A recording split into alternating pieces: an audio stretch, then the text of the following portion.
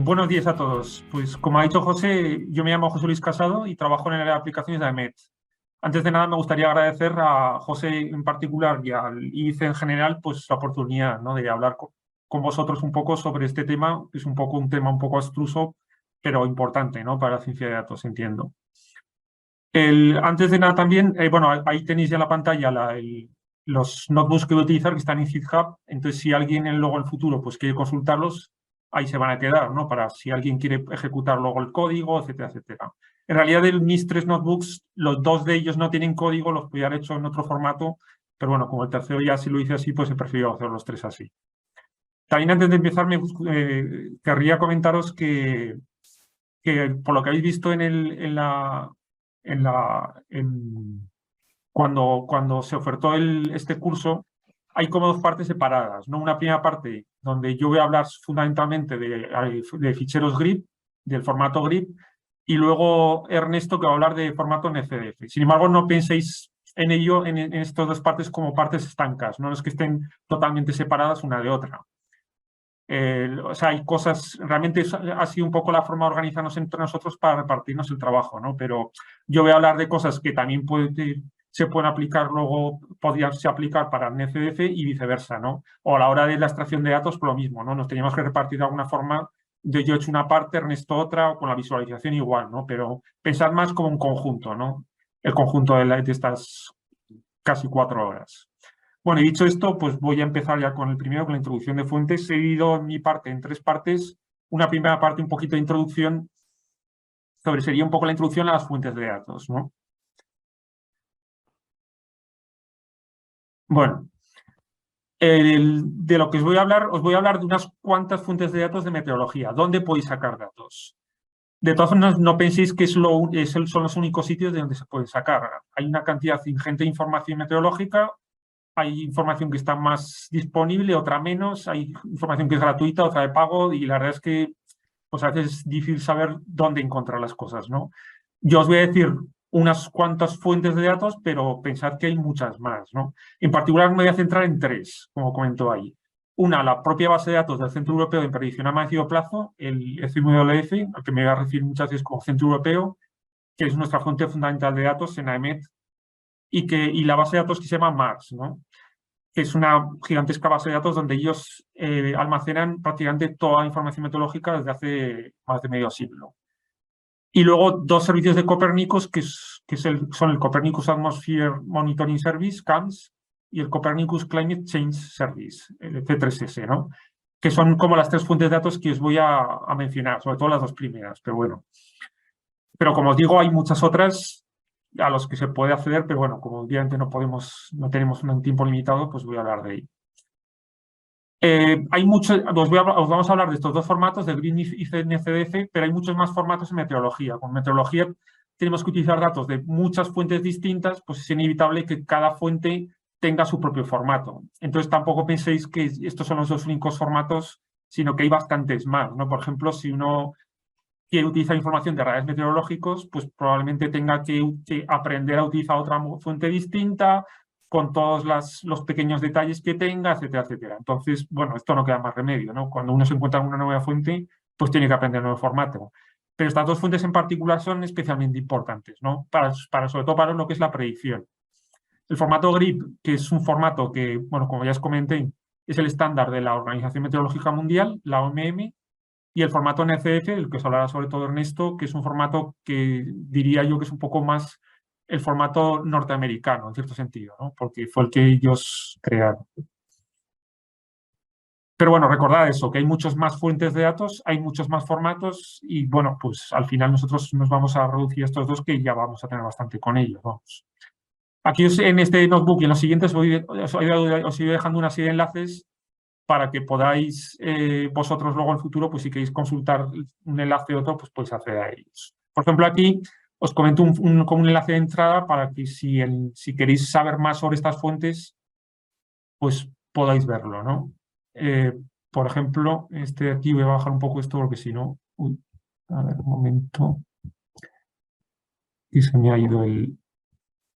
Aquí en el primer enlace que os he mencionado, pues tenéis un poco, pues me referiré mucho a esta documentación del Centro Europeo, pues tenéis cómo acceder a los distintos formatos, ¿no? En particular a los tres que os he comentado, al catálogo del Centro Europeo, al CAMS y al C3S, al Climate Data Store, ¿no? Son como, y aquí por ejemplo os comentan este primer enlace, con los demás era lo mismo, pues cómo acceder a esos datos, cómo descargarlos, cómo descargar los datos de CAMS, los del C3S, toda la documentación, etcétera, etcétera.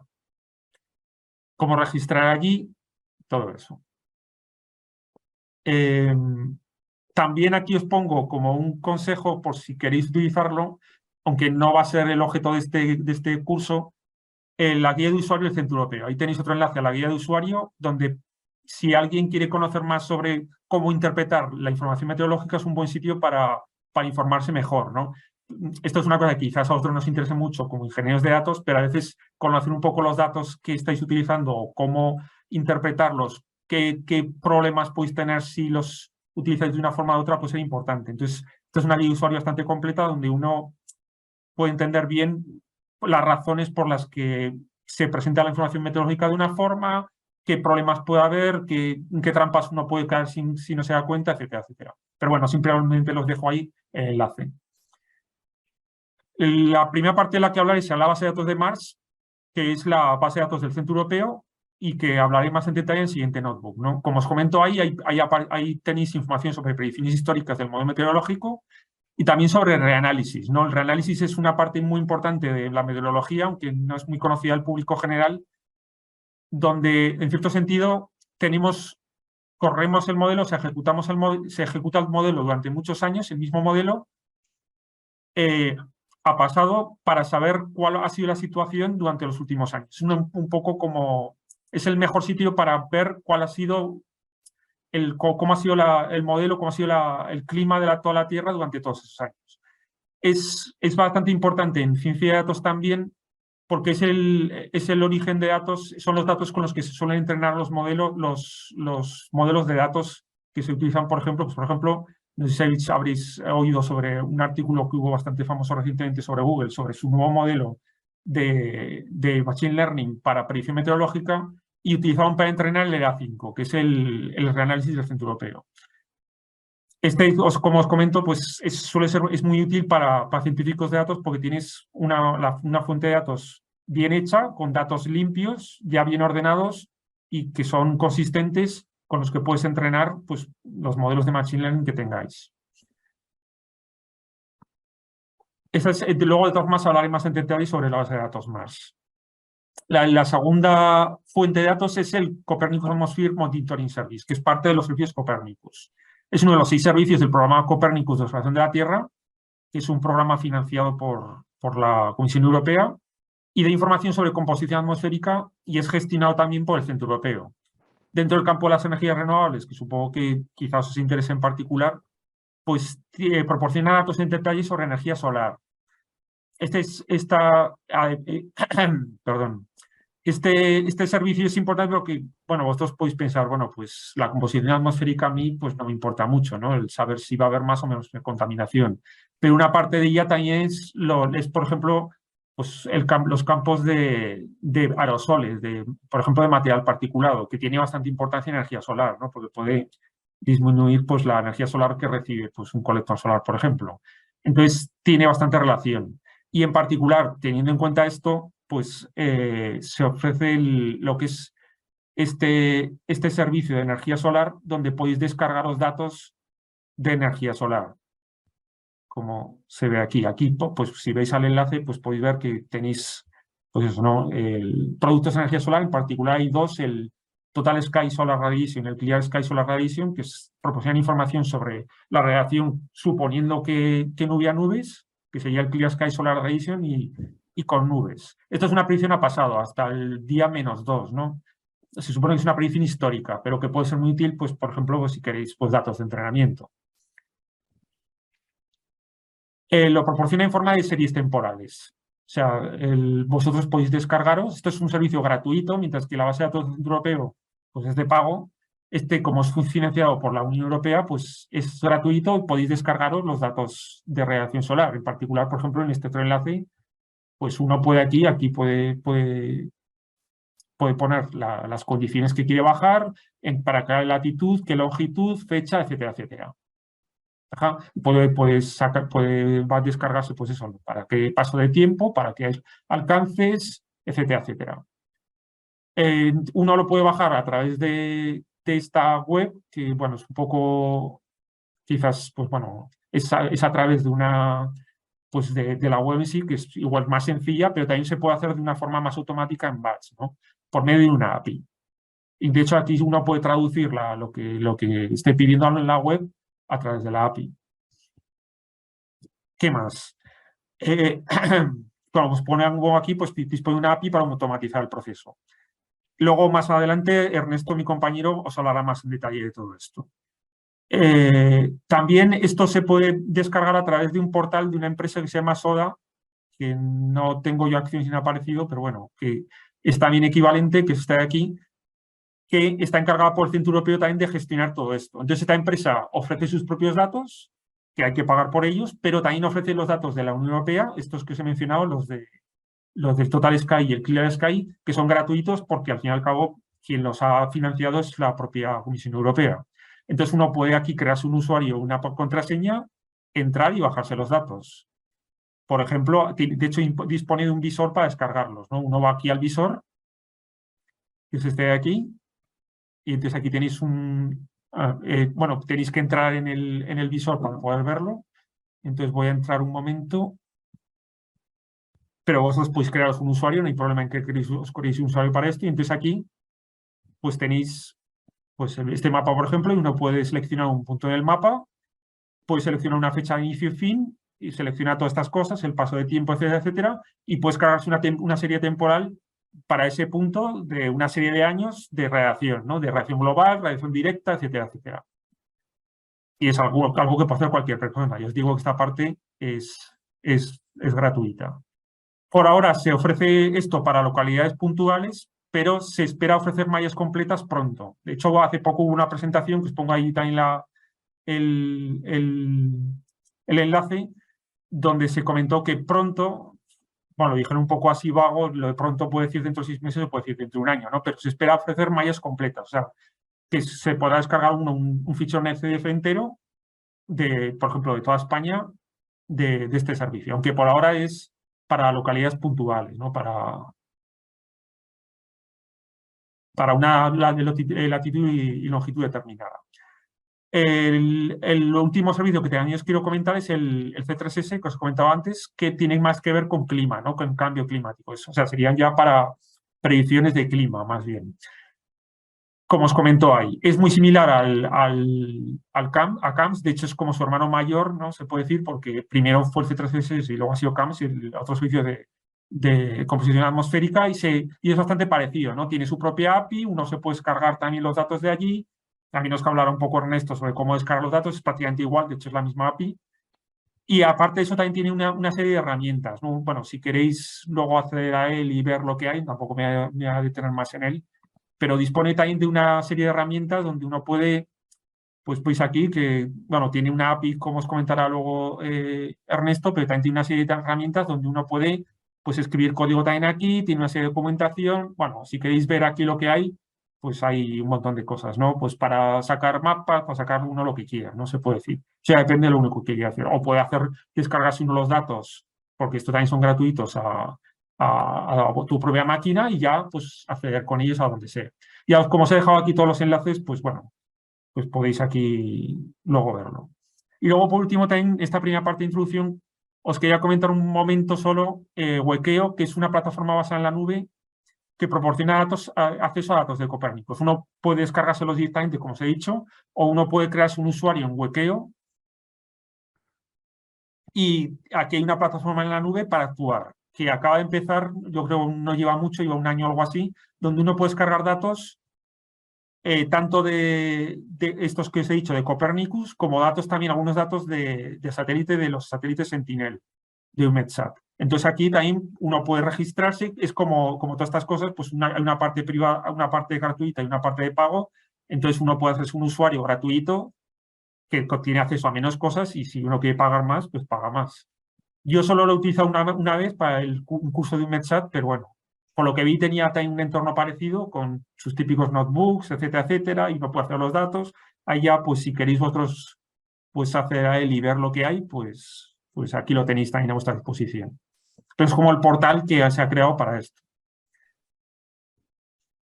Y yo creo que de esta primera parte nada más. Solo os quería comentar esto como un poco unas cuantas fuentes de datos de dónde podéis sacar datos, ¿no? Toda la parte de esta Copernicus, como os menciono, gratuita, y la parte del Centro Europeo, pues que en general es de pago, ¿no? Que es a la que voy a ir ahora. La segunda parte que sería la base de datos Mars propiamente dicha. Vamos a ir pues al segundo apartado, que es las descargas de Mars. Bueno, como os cuento ahí algunos enlaces, yo creo, he probado la mayor parte y uno puede acceder a ellos sin tener usuario ni contraseña, pero en alguno puede que sí que os haga falta haber entrado al Centro Europeo con vuestro usuario y contraseña para poder ver. Entonces, como os he comentado antes, hay ciertos datos de los que os vamos a hablar después que cualquier persona puede acceder y descargarse, y hay otros para los que necesitáis tener usuario y contraseña. Entonces, necesitáis tener un acceso a la base de datos. Podéis tener un acceso más limitado, quizás solamente a través de la API, o podéis tener un acceso completo a Mars, a la base de datos del Centro Europeo, que podéis directamente acceder al servidor. Obviamente, si no podéis acceder al servidor del Centro Europeo, lo que os voy a decir no os va a servir de mucho. Si tenéis el acceso completo, sí. De todas formas, parte de la sintaxis que os voy a comentar se puede utilizar luego en las consultas de la API. O sea, que un poco de utilidad sí os puede servir, pero la mayor parte de lo que os voy a decir os servirá solamente si realmente tenéis un acceso completo, ¿no? a todo el servidor. Voy a dejar un poco esto. Bueno, como os he comentado, Mars es la base de datos del Centro Europeo.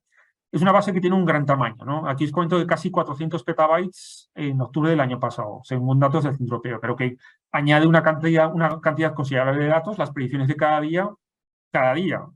Entonces es importante saber cómo extraer información de forma adecuada, ¿no? Porque como es una base de datos tan grande, pues bueno, uno puede tardar bastante si no tiene cuidado, ¿no? O puede también molestar a otros usuarios, ¿no? Porque hay usuarios de todo el mundo descargándose datos continuamente esta base de datos. Entonces es conveniente utilizarla de una forma óptima, ¿no? No va a pasar nada si hacemos algo mal, ¿no? Lo normal es que nos maten nuestros procesos, pero obviamente por nuestro propio interés, pues es conveniente hacerlo bien, ¿no? Aquí os menciono una base donde podéis encontrar la documentación en este enlace, ¿no? Es como el sitio donde podéis acudir para ver todos los problemas que tengáis de Mars, ¿no? A ver, pero voy a cerrar, otra vez me ha pasado lo mismo.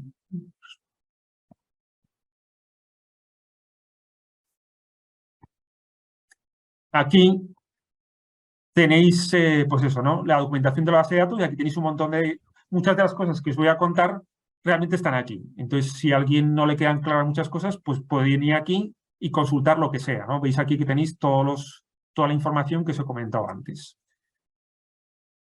Lo primero que hay que hacer para conectarse a Mars es conectarse, propiamente dicho. Para eso hay que utilizar un sistema que se llama de teleport, que, bueno, eso si tenéis algún administrador Linux, pues bueno, eso lo harían por vosotros. Si no lo tenéis, lo tenéis que hacer vosotros. Aquí no me voy a detener mucho en esto, pero aquí tenéis la documentación del Centro Europeo en sí, de cómo poder acceder a lo que es el servidor del Centro Europeo.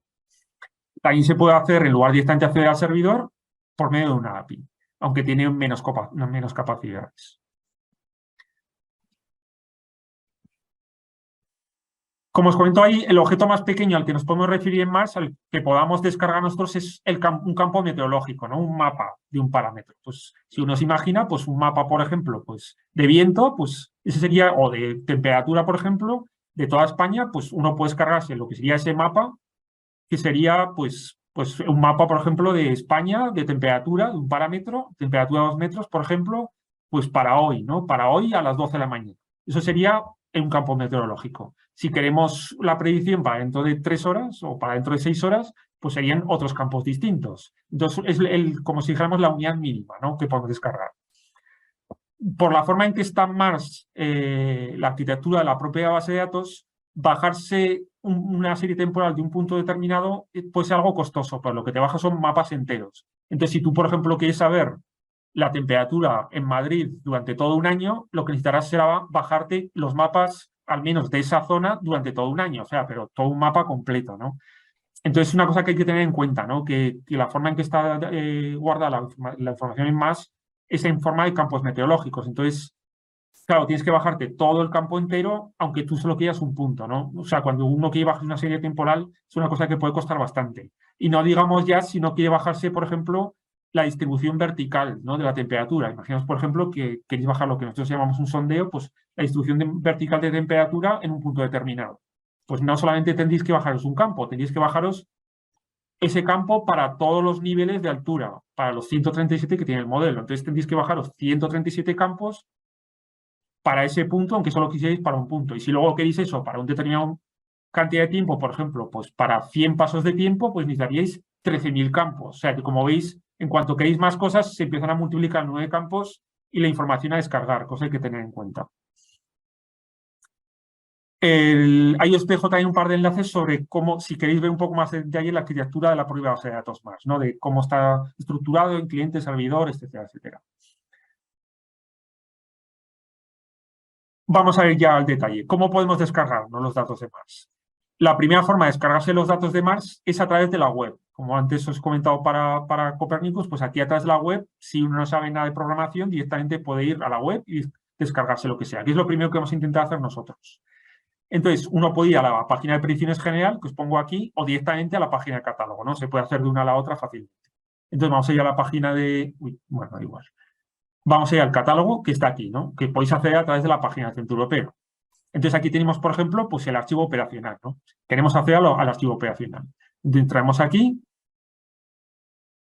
y aquí tenemos el catálogo de Mars. Como veis aquí arriba, yo ya anteriormente, antes de empezar con vosotros, pues he entrado con mi usuario y contraseña a la página del Centro Europeo, ¿no? Que bueno, pues, es simplemente pues, un login normal y corriente. Entonces yo ya me va a dejar entrar. Aquí sería el paso donde vosotros ya no podéis continuar si no tenéis acceso. Entonces vamos al catálogo de Mars y veis que aquí tenemos pues una serie de opciones para descargarnos lo que queramos, ¿no? Pues podemos descargarnos el modelo atmosférico, modelo de olas, tenemos luego un modelo de probabilista, que es el ensemble, bueno, este de aquí no, el de más abajo. Este de aquí, que sería la predicción probabilista, etcétera, etcétera. Entonces, vamos a darle, por ejemplo, al modelo atmosférico, al modelo determinista, se puede decir, ¿no? Al de alta resolución, que nos dice qué tipo va a hacer pues, dentro de 12 horas, por ejemplo. Entonces, le damos aquí y veis que me sigue pidiendo cosas, ¿no? Por ejemplo, aquí me pide la versión que ponemos el 1, la operacional. Y nos sigue pidiendo pues, detalles sobre lo que queremos pedir, ¿no? Antes de seguir, de todas maneras, os quiero comentar que aquí abajo, si vamos abajo del todo, veis que las opciones que hemos ido pidiendo ya nos las ha ido indicando. Por ejemplo, al principio le hemos dicho que queríamos el modelo operacional, entonces veis que nos ha marcado ya como una serie de datos, nos ha dicho que la clase que queremos es la clase OD y que el string es oper y que la versión es la 1, ¿no? Si ahora seguimos y ahora le decimos el siguiente paso, lo siguiente que queremos, que lo que queremos son forecasts, predicciones, entonces le damos a forecast, pues veis que aquí abajo nos habrá marcado también el tipo FC de forecast. O sea que conforme vamos metiéndonos en la web, en lo que queremos pedir, pues nos va marcando qué es lo que estamos pidiendo. Esto es importante porque luego iremos más al detalle con eso. Aquí ya nos dice pedir para qué año lo queremos. Vamos a pedir, por ejemplo, pues el año 2020, por poner uno. Nos pide el mes, entonces decimos pues enero. Y aquí nos pide pues, qué tipo de nivel queremos. Si queremos niveles del modelo, porque como os he dicho, pues el modelo tiene un montón de niveles verticales, entonces podemos pedir uno de ellos, que no es lo normal, o niveles de presión, que es una cosa mucho más habitual, que queramos ver, por ejemplo, la temperatura a 850 milibares. 850 milibares es la presión a 850, o sea, la altura a la que la presión es 850 milibares, que es aproximadamente unos 1.500 metros de altura, o podemos pedir campos de superficie. En el caso de los científicos de datos, por lo general vosotros querréis datos de superficie porque es donde ocurren las cosas importantes, ¿no? Para la gente. Pero, bueno, en otros casos podéis pedir algún otro tipo de nivel. Entonces vamos a dar la superficie.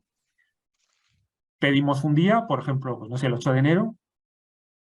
Y como veis ya pues, hemos seguido, no sé, hemos seguido aquí viendo cosas. Entonces hemos pedido el año, hemos pedido el mes, hemos pedido el LED type, el tipo de nivel, superficie, SFC, y la fecha, el 8 de enero. Y ahora pedimos lo que a veces no sé si llamamos un poco mal la pasada del modelo, ¿no? O la ejecución del modelo. El modelo se ejecuta 2 veces al día, a las 0 horas UTC, hora UTC, hora de Greenwich, o a las 12. Entonces tenemos que decir a qué hora, o sea, en qué pasa el modelo, en qué ejecución del modelo nosotros queremos la predicción, ¿no? O sea, nosotros podemos querer, por ejemplo, la predicción de las 6 de la tarde, pero la predicción que se hizo a las 0 horas, a las 0 UTC, o podemos querer la predicción que se hizo a las 12. Si, por ejemplo, queremos la predicción de las 6 de la tarde, quizás que cambiemos las de las 12, eso depende, ¿no? Entonces vamos a coger, por ejemplo, la de las 0, y aquí nos pide ya qué pasos queremos que alcances y qué parámetros. Entonces, pues no sé, voy a pedir, por ejemplo, pues el parámetro, el alcance 6 y el alcance 12, estos dos, por ejemplo, y el parámetro, pues no sé, pues, por ejemplo, pues el viento a 100 metros, ¿no? Que es importante para energía eólica. Pedimos las dos componentes del viento en el eje X y en el eje Y, la componente U y la componente V, y esto es lo que queremos pedir. Y ya está, con esto ya podemos descargar nuestros datos.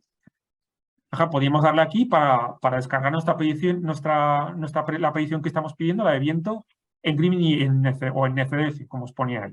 No lo voy a hacer ahora porque lo vamos a hacer de una forma mejor, pero como veis, ya hemos pedido todo. Esto no es la forma habitual en la que lo haréis, pero os aconsejo que al principio utilicéis este método porque es útil por otros motivos. Lo primero, porque podéis ver cómo hacer esto con una predicción, con un fichero ya de forma automática. Podemos ver cómo sería el request de Mars, ¿no? Nos pone aquí, la petición de Mars. O sea, cómo sería la sintaxis de esto. Entonces, si le dais aquí, os aparece la sintaxis de lo que vais a pedir. Entonces, veis aquí que lo que tenemos es como traducido todo ya al lenguaje, ¿no? Al lenguaje de Mars. Aquí estamos pidiendo datos para esta clase, para esta fecha, todas las cosas que he pedido, incluido el parámetro, que no sé muy bien lo que es, luego lo veremos, que como os podéis imaginar, pues es el viento a 100 metros para el alcance de 6 horas, de las 12, etcétera, etcétera. Entonces es una buena forma y si vosotros no os aclaráis mucho todavía con la sintaxis, pues podéis acudir aquí como ayuda, ¿no? Aquí ya os dicen cómo hacerlo y podéis copiaros directamente esta petición para hacerlo luego más adelante. También os podéis pedir otras cosas como la disponibilidad, ¿no? Si esto está disponible o no, o el tamaño que tiene. O sea, hay varias cosas que sin llegar a pedir los datos pueden ser útiles aquí. Como habéis visto en la petición de Mars, lo que hace es todas estas opciones que hemos visto antes, las ha puesto ya ordenadas, ¿no? Ya ha creado esta petición. Una vez que ya habéis hecho 2 o 3 peticiones, pues nadie va en general ya a la web, ¿no? Pues directamente cogéis vuestra petición y la pedís. Pero como veis aquí, pues es una buena forma de empezar o de aclararse al principio con toda la sintaxis. Perfecto, bueno, como os comentaba ahí, entonces os podéis hacer las peticiones a través de la web y bueno, ya os digo ahí, pues cómo hacer el coste de descargarlos, etcétera, etcétera. En la web también se muestra lo que se llama el árbol de Mars, que indica cómo está guardada la información en Mars. Esto es una cosa muy importante. Vamos a ir a esta pantalla un momento, a este enlace, porque si vamos aquí a este enlace, a ver, un momento, que se me ha... Como aquí no veo sino el... Aquí está. Aquí veis un poco lo que es el árbol de Mars, ¿no? Que lo tenéis también en un enlace. Si os dais cuenta, todas estas palabras clave que os he dicho, la clase, el string, la versión, el año, etcétera, etcétera, que son lo que vais eligiendo para hacer la petición de Mars, tiene un cierto orden en el que está guardada la base de datos. Entonces es muy importante a la hora de que hagáis peticiones, esta es la primera buena práctica que os tengo que comentar, es que hagáis peticiones teniendo en cuenta este árbol.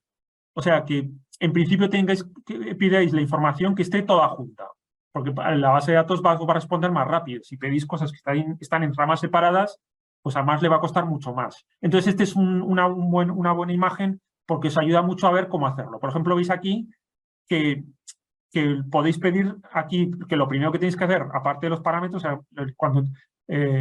aparte de los parámetros en sí que están dentro del hipercubo, ahora os hablaré de eso, pues lo primero, si por ejemplo tenéis varias fechas por ejemplo, tenéis que pedir varios años y varios niveles, etcétera, etcétera, lo primero que tendréis que poner todo junto sería la fecha el día en concreto, el día y la pasada de lo que estáis pidiendo.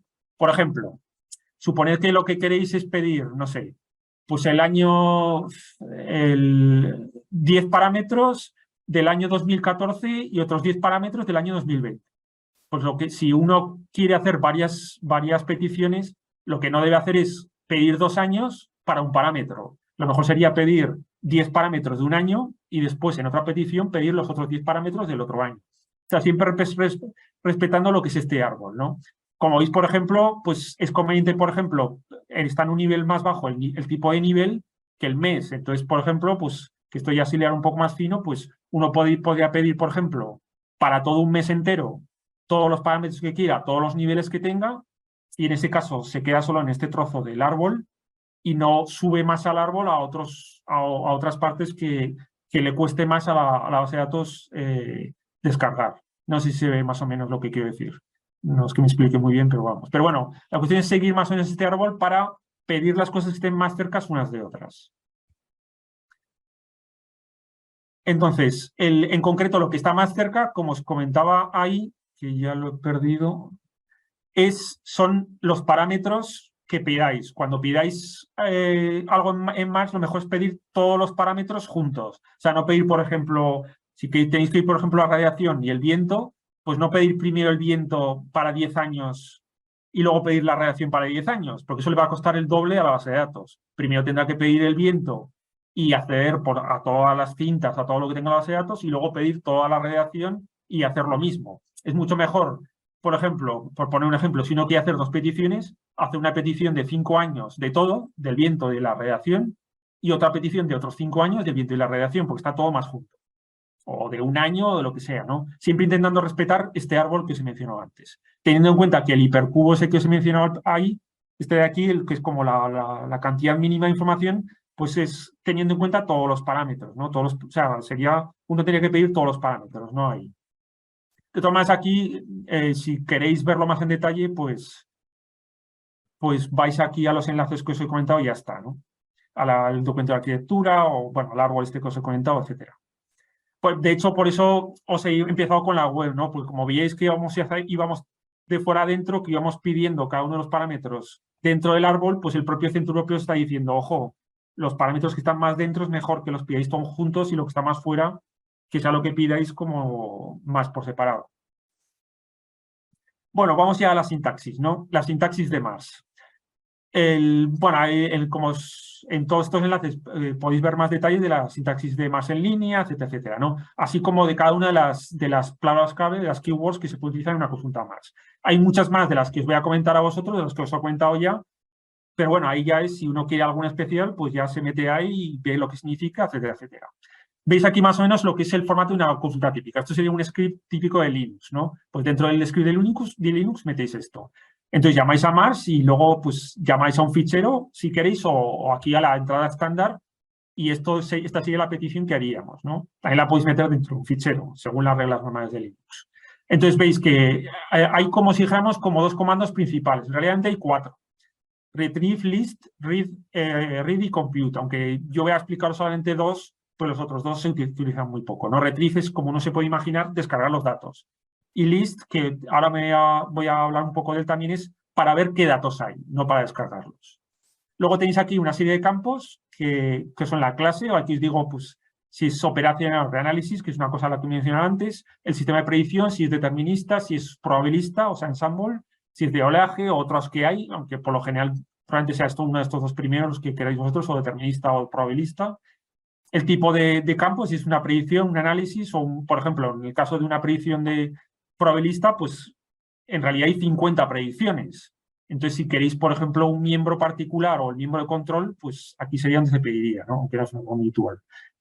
Normalmente se piden todos. El tipo de nivel del que os he hablado antes, pues si es un nivel de superficie, es un nivel de presión que llamamos, o es un nivel original del modelo, ¿no? Uno de los niveles originales. El parámetro a descargar, si queremos la temperatura a 2 metros, que por ejemplo es el parámetro 167.128, luego veremos qué significa esto. La radiación global, por ejemplo, que es un parámetro importante para energía solar, o el viento a 10 metros que os he mencionado antes, ¿no? Pues la componente U, la componente V. Fecha, la pasada hora de ejecución, como los alcances, la representación de dato archivado, aunque este no es importante, por ejemplo, LL si es latitud y longitud, o sea, si que es cómo queremos que nos descargue los datos, lo normal es que lo queráis en una proyección latitud, longitud, que es la que normalmente suele ser mejor para utilizar estos campos. La resolución con la que queremos el campo en grados, pues por ejemplo, si queremos que sea 0,1 grados, pues sería 0,1/0,1, ahora lo veremos. El área que queremos recortar, poniendo la longitud norte, latitud oeste, longitud sur, al revés, latitud norte, longitud oeste, latitud sur, longitud este. Oeste sería negativo en este caso. ¿No? Si queremos una longitud oeste, por ejemplo, 5 grados oeste, pues sería -5. Y el fichero de salida donde queremos que vuelque estos datos. Y como os comento ahí, pues el separador barra permite dar varios valores a una keyword, ¿no? Y luego hay varios keywords que permiten dar un rango de valores. Por ejemplo, en este ejemplo que os he puesto aquí, si queremos 4 alcances, volviendo un poco a la pregunta que creo que me habías hecho antes, pues queremos el alcance 6, 12, 18, 24, pues podemos ponerlo de esta forma que os estoy poniendo ahí, entonces estamos pidiendo los 4 alcances. O si queremos varios parámetros, pues los separamos por barras. El grid, que tenemos que decir cuál es la resolución que queremos. Para longitud y latitud, pues ponemos longitud y latitud, ¿no? Normalmente será la misma. Vamos a ver sí, pero podéis poner otras cosas, ¿no? Si aquí tengo abierta ya voy a mostraros. Aquí tengo abierta ya una ventana que me he abierto antes dentro del servidor del Centro Europeo. Entonces, si entramos aquí en donde tengo guardados los ejemplos, esto ya es Linux normal y corriente, pues aquí tenemos los ejemplos que voy a mostrar y por poner un ejemplo, pues este de aquí que lo tengo como el de superficie, aquí por ejemplo, imaginaos por ejemplo que yo quiero, no sé, que no quiero los pasos así, sino que quiero del 6 al paso 96, o sea, no solo hasta el 24, sino el 96, cada 6 horas. Pero claro, yo no quiero estar escribiendo 6, 12, 18, 24, porque es pues, un poco tostón, ¿no? Pues hay una serie también de palabras clave que puedo poner 6 to 24 by 6 o to 96 en este caso.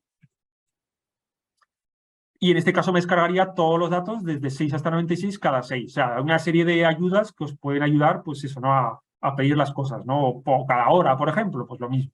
Esto ya pues es una cuestión de practicar un poco y ver lo que da.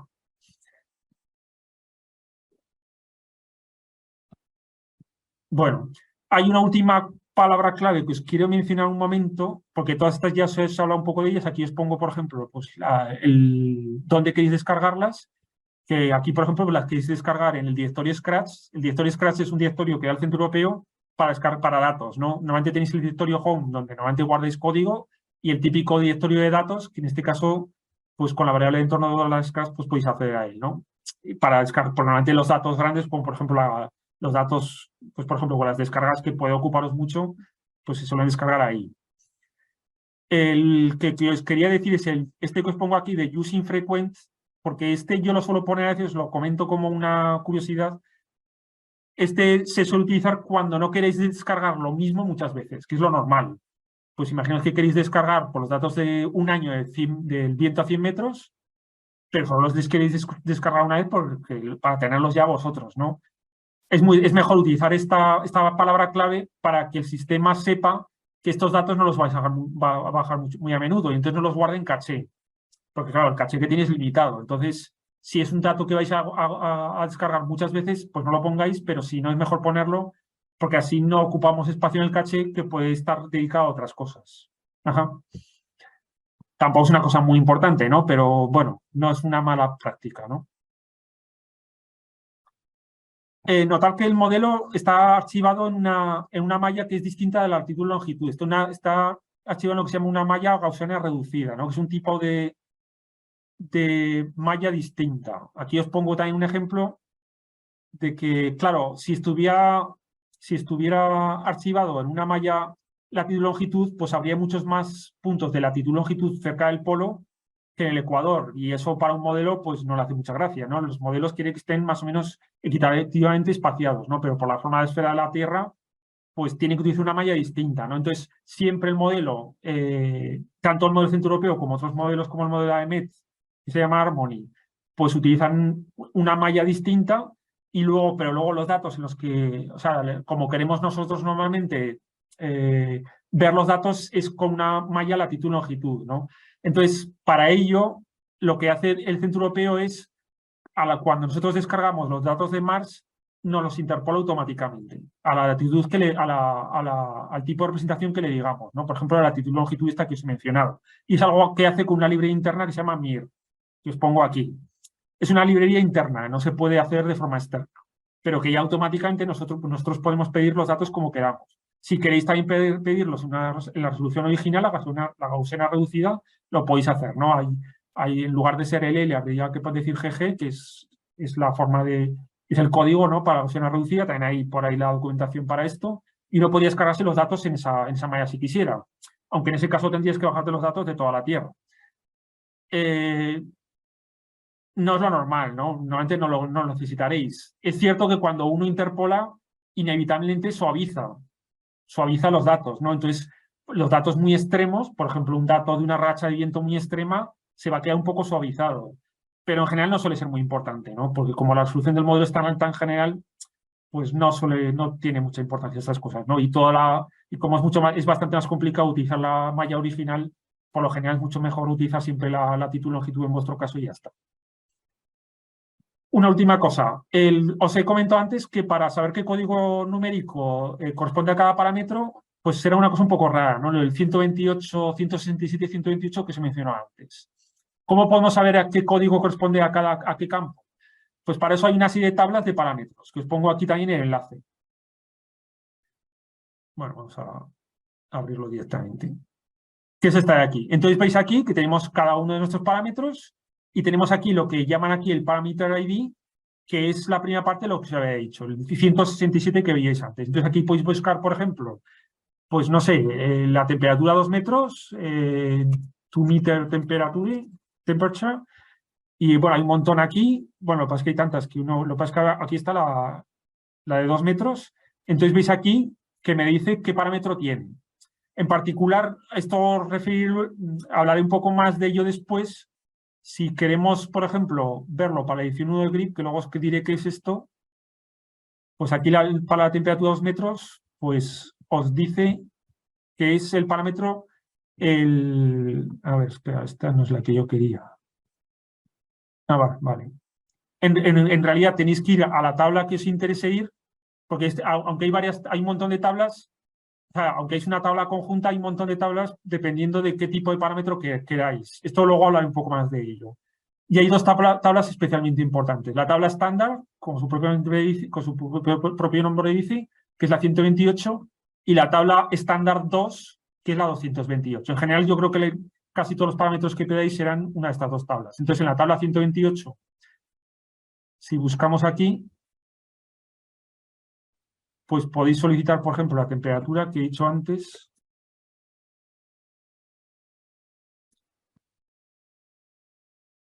Y aquí veis que la temperatura tiene el parámetro 130. Ajá. Entonces, cómo buscar y en Mars, ¿cómo pondríamos este parámetro? Pues sería el parámetro 130, nuestra tabla 128. Entonces, si ahora vamos a al ejemplo que os he puesto antes,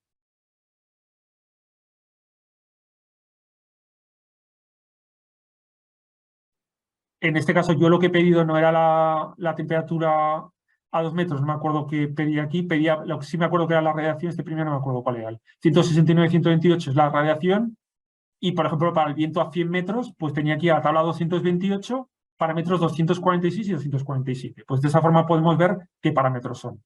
De todas formas, si no os acordáis de todo esto, siempre podéis ir a la web y él os dice automáticamente qué parámetro será. Pero bueno, luego una vez que uno se ha acostumbrado, pues lo más cómodo es ir a la tabla esta de parámetros y consultar continuamente qué parámetro queréis, ¿no? Pues, por ejemplo, este que os he mencionado, el 228, pues si vamos aquí a la 228, a la estándar 2, pues me aparecerá la temperatura. Espera, que aquí solo me aparecen las temperaturas. Si pido el viento, pues el viento a 100 metros aquí está. Pues como veis, es el 246. Aquí lo pone de otra forma, es lo mismo, ¿eh? El decir que es el 228-246. Bueno, no sé si habrá quedado muy claro, pero bueno, si luego consultáis a la tabla, pues podéis ir viendo cada uno de los parámetros cómo es. Vaya, a ver.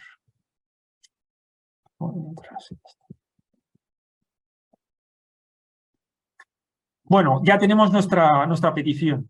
Pedimos ya la descarga, hacemos la descarga de datos. No es buena idea. Lo mejor es primero ver cómo están estos datos guardados en la base de datos. Es lo que yo recomendaría. También esto depende de cuántos datos pidáis. Si en general pedís muy pocos datos, tampoco importa mucho, pero si pedís muchos datos, es conveniente saber un poco cuál va a ser el coste que vais a tener.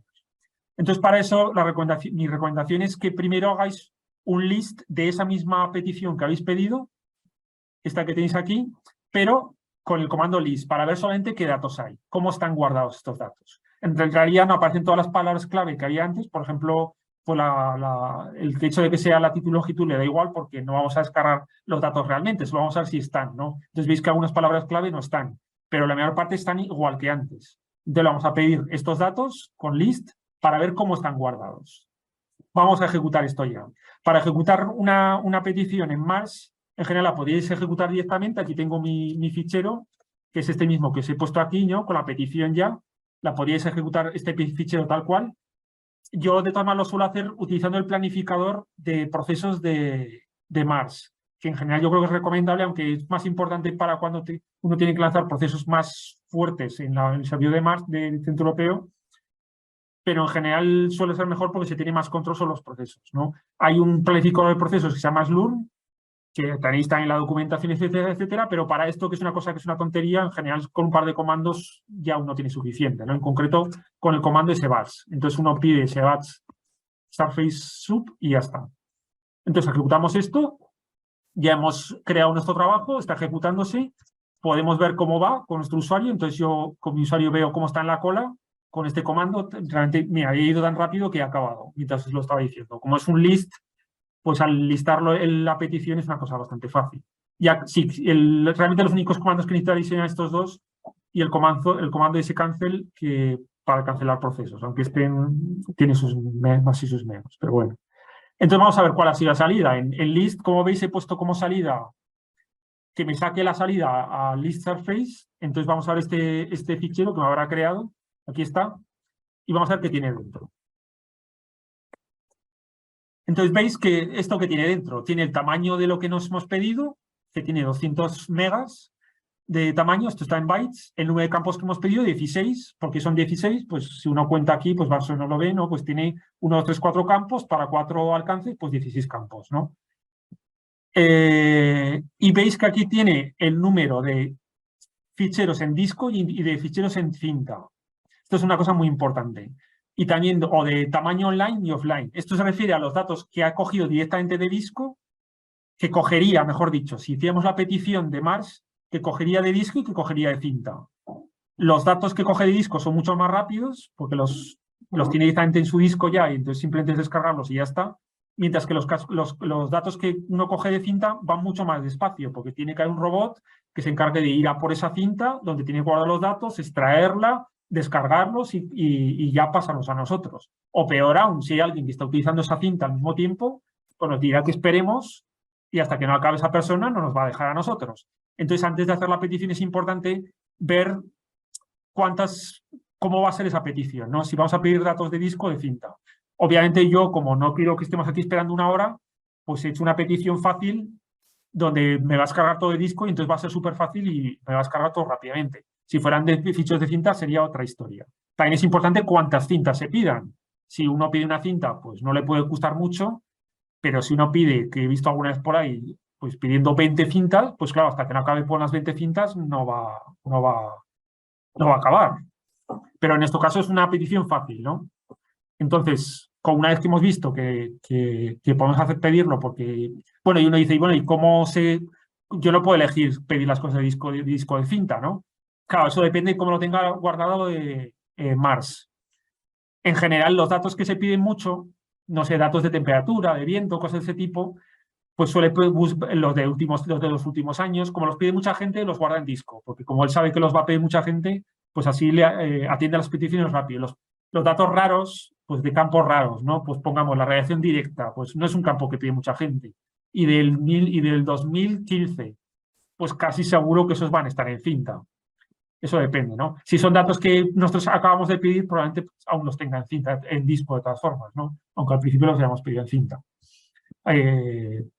Bueno, aquí os explico esto mismo que os he dicho antes. Y vale, ¿qué más? Bueno, obviamente también es importante hacer el list y el retrieve antes de hacer el retrieve por si hay algún error de sintaxis, ¿no? Porque nos va a avisar él también. Una vez hemos comprobado que la petición es adecuada, pues ya podemos hacer la petición con retrieve, que es lo que os pongo aquí. Entonces, tenemos aquí nuestra otra petición, la de retrieve, y ya podemos ejecutarla. Por si a alguien le parece, ve estas cosas raras que tengo aquí al principio, son directivas de Slurm, que en este caso tampoco tiene mucho interés. Simplemente le estoy diciendo dónde quiero que me descargue la salida estándar y la de error, ¿no? Los ficheros de estándar y los de error, pues como veis aquí, me ha generado un par de ficheritos donde me dice si hay errores, si no hay errores, cómo ha ido, cómo está descargándose. Alguna vez yo consulto el punto out cuando veo que una petición tarda mucho para ver en qué punto está, etcétera, etcétera. Pero bueno, ya podemos pedir con retrieve nuestra petición, porque como es de disco, pues va a ir rápido. Vamos a ver si me da tiempo antes de que acabe a verla. Efectivamente, aquí está. Veis que está aquí nuestra petición con este Job ID, que está pendiente todavía, aunque está muy rápido porque está en disco. De hecho, aún ha acabado, a ver si me da tiempo a ver otra cosa mientras tanto. Otro sitio que es bastante útil para ver cómo están nuestras peticiones es, que lo tengo aquí más abajo, es una página donde el propio Mars, de una forma más elegante, nos dice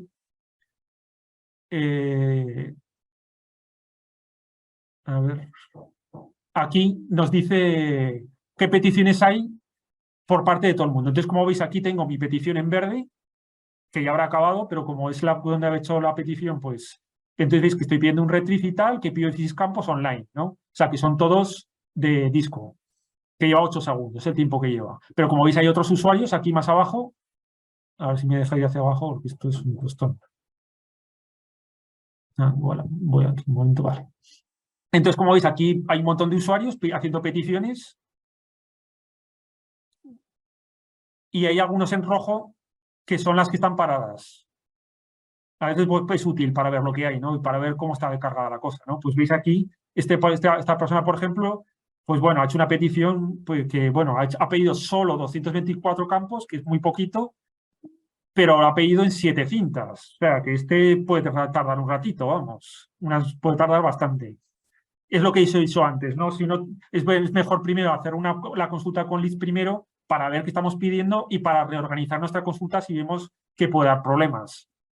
Y a veces uno puede descomponerla en varias para que vaya más rápido. Hombre, las cintas al final tienes que acceder a ellos, ¿no? Pero la forma de acceder sí que puede ser importante para evitar cosas, ¿no?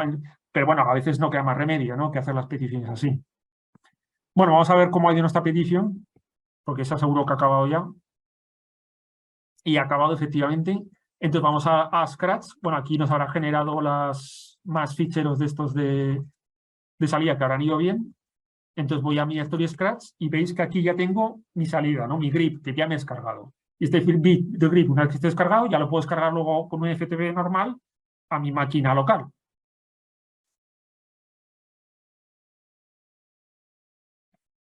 Bueno, pues ya está. Esto es más o menos lo que habría que decir. No sé si me dejó algo. Aquí tengo la chuleta. Vale, pues la ejecutamos y ya está. Aquí os he puesto otros dos ejemplos, simplemente no os lo voy a comentar más por tenerlos así de ejemplo, una plantilla o algo así, pero bueno, esto lo podéis aprender fácilmente vosotros. De cómo hacer una petición para temperatura en 850 milibares, que como veis me aparece un nuevo keyboard en ese caso, cogemos un LED type distinto, ¿no? En este caso de nivel de presión, y luego como para ERA5, ¿no? Que en ese caso directamente la clase es distinta, ¿no? La clase de ERA5. ERA5 se puede descargar de aquí, aunque también se puede descargar de Copernicus. Eso ya os hablará igual después, Ernesto, un poco. Y ya está. Aparte de por FTP, también hay otra aplicación que os pongo aquí también el enlace. Si uno quiere hacer transferir de forma automática ficheros, si uno quiere hacer una transferencia automática, hay una aplicación que se llama EasyTrans que te permite hacer eso, que es otro mundo distinto. Tampoco me voy a meter en ella, pero aquí está y os dejo el enlace. Entonces, para resumir, ¿qué buenas prácticas recomendaría yo aquí?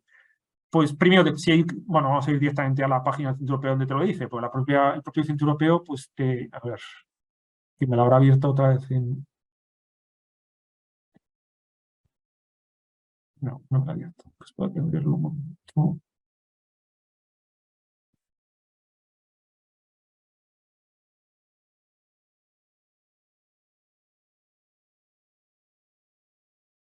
Ah, vale, no la puedo ver.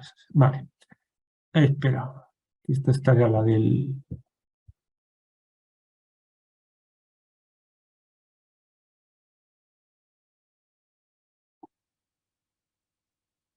No, vaya, pues aquí igual me equivoqué con este enlace. Ya lo corregiré para que esté bien. Pero bueno, tampoco es un problema porque lo busco directamente aquí en Google. Casi lo más... Cuando queréis ver la ayuda, a veces es más rápido buscar en Google que intentar meterse en la... No está muy ordenada. Es muy buena la ayuda del Centro Europeo, pero no está muy ordenada. Entonces, voy a buscar Confluence CMLC más Good Practice.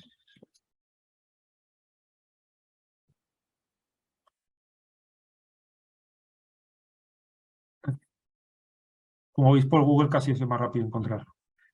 Vale. ¿Qué buenas prácticas recomiendo? Porque las recomiendan también ellos, vamos.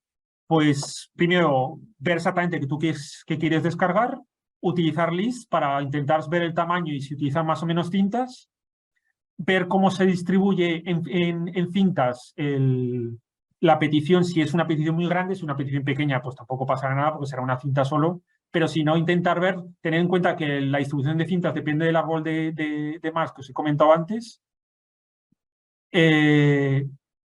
trocear la petición si veis que corresponde. Por ejemplo, yo a una ocasión que he tenido que hacer una petición muy grande, pues solía intentar, esto es algo que hacía yo, pero no tenéis por qué vosotros seguirlo, trocear en 4 o 5 cintas como mucho, entonces troceaba por meses o por años, entonces más o menos veía que así cogía menos cintas y era una cosa que era más o menos que no era una cosa excesiva, ¿no? Que me matara. Pero claro, si una petición la dejáis durante mucho tiempo, pues puede que la mate el propio proceso.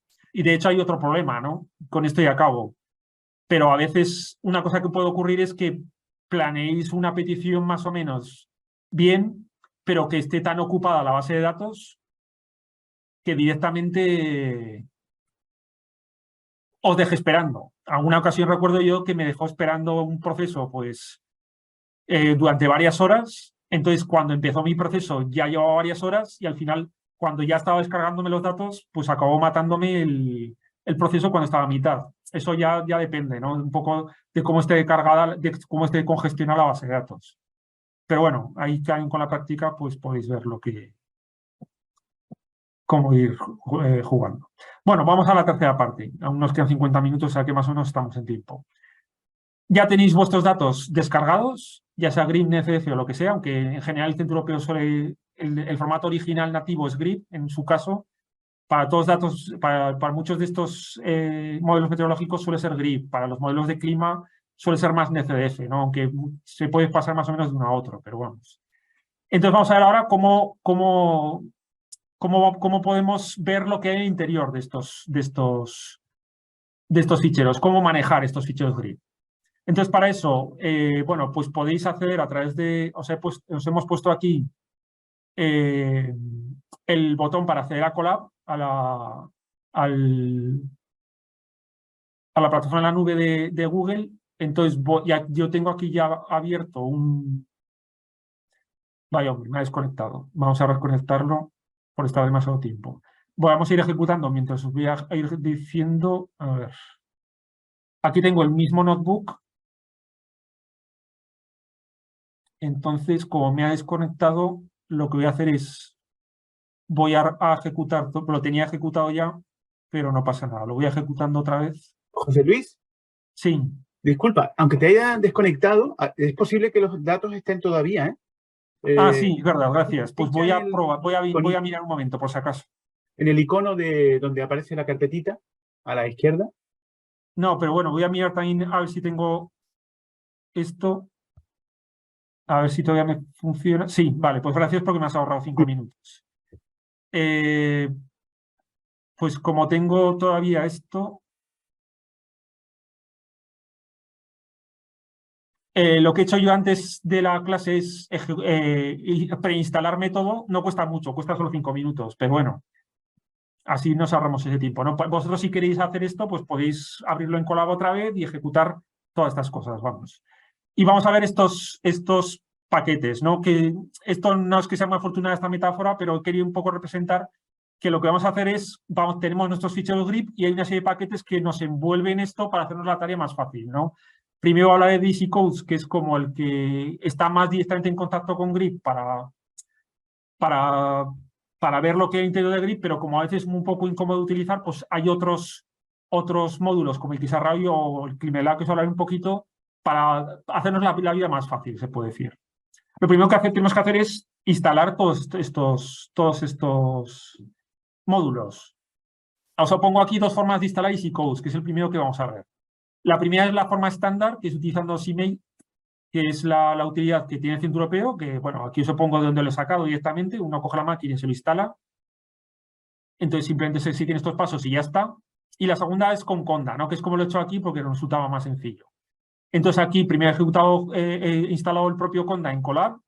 Esto ya está hecho. He visto que funcionaba y luego he instalado EasyCodes, ¿no? Y he visto que estaba bien instalado, vamos. Luego a continuación he instalado todos estos paquetes que usaremos nosotros, algunos más y otros menos. Pues aquí simplemente los ejecutáis y ya está. Y ya suponemos que tenemos todo instalado. Vamos a descargarnos nuestros datos, nuestros ficheros, que los tenemos aquí. Yo tengo 3 pequeños solamente.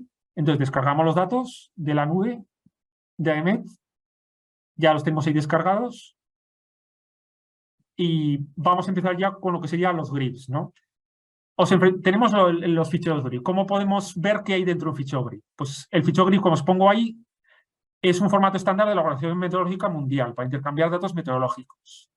Y está compuesto por varios mensajes o registros grid. Cada uno de los grids corresponde como a un campo, ¿no? A un campo de los que he mencionado antes. Entonces, si uno mira dentro, ahora lo veremos, que tiene un fichero grid, pues tiene una serie de mensajes grid que cada uno corresponde a un campo. Pues puede ser pues, el campo de temperatura a las 2 de la tarde, a las 5 de la tarde, el campo de viento a las 6 de la tarde, etcétera, etcétera, ¿no? El campo de temperatura a 850 milibares, a 700 milibares, cada uno de ellos sería un mensaje distinto. Os menciono aquí una importante diferencia entre el formato GRIB y el NCDF, el que luego os habla Ernesto, es que mientras que el NCDF es un formato para ficheros, de todo el fichero en conjunto, GRIB es más bien un formato para mensajes o registros. Esto lo mencionaré varias veces, que luego podéis pegar. ¿Qué quiero decir con esto? Que GRIB lo que está mirando, lo que está comprobando que está bien, es que el formato de cada registro, de cada campo está bien, pero no que dentro de un fichero los registros tengan que ver unos con otros. Entonces vosotros dentro de un fichero GRIB podéis tener los registros que queráis y como queráis. Esto a veces puede ser una ventaja, pues, pero también a veces puede ser una desventaja porque no todos los paquetes les gusta este tipo de cosas. Por ejemplo, uno no tiene por qué tener un fichero GRIB vuestros registros o mensajes ordenados de forma temporal. Uno no tiene por qué tener, por ejemplo, el mensaje de las 12 de la mañana antes de las 3 de la tarde. Los puede tener desordenados o puede tener grids repetidos, mensajes repetidos. Eso al fichero le va a dar igual. Eso hace que sea mucho más flexible, pero también tiene sus inconvenientes, como veremos. Bueno, o luego un mensaje tiene una estructura determinada, con secciones y en las que se incluyen metadatos que nos dicen, pues eso, metadatos sobre el propio grid, pues por ejemplo, a qué hora, ¿no? Se tomó esa predicción y los datos propiamente dichos. Ahora lo veremos, ¿no? Y hay una serie de estándares que podéis consultar ahí. Y hay una gran cantidad de tablas de códigos donde podéis ver cada uno de los códigos lo que significa. En realidad hay dos estándares grid. El grid, lo que se llama el grid 1 y el grid 2, que tienen estructuras distintas, estructuras internas. Esto es algo que en teoría, en principio a nosotros no nos importa mucho porque los paquetes que vamos a ver son transparentes para esto. O sea, el paquete va a leer tanto grid 1 como grid 2, por al menos los que yo os voy a mostrar. Por tanto, no os tendréis que preocupar mucho de esto.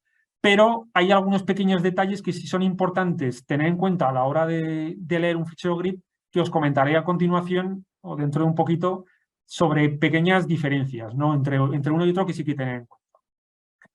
Como son ficheros binarios, pues necesitáis un software específico, ¿no? Hay una gran cantidad de aplicaciones, pongo ahí un enlace y realmente ¿es mejor utilizar una u otra? Pues no.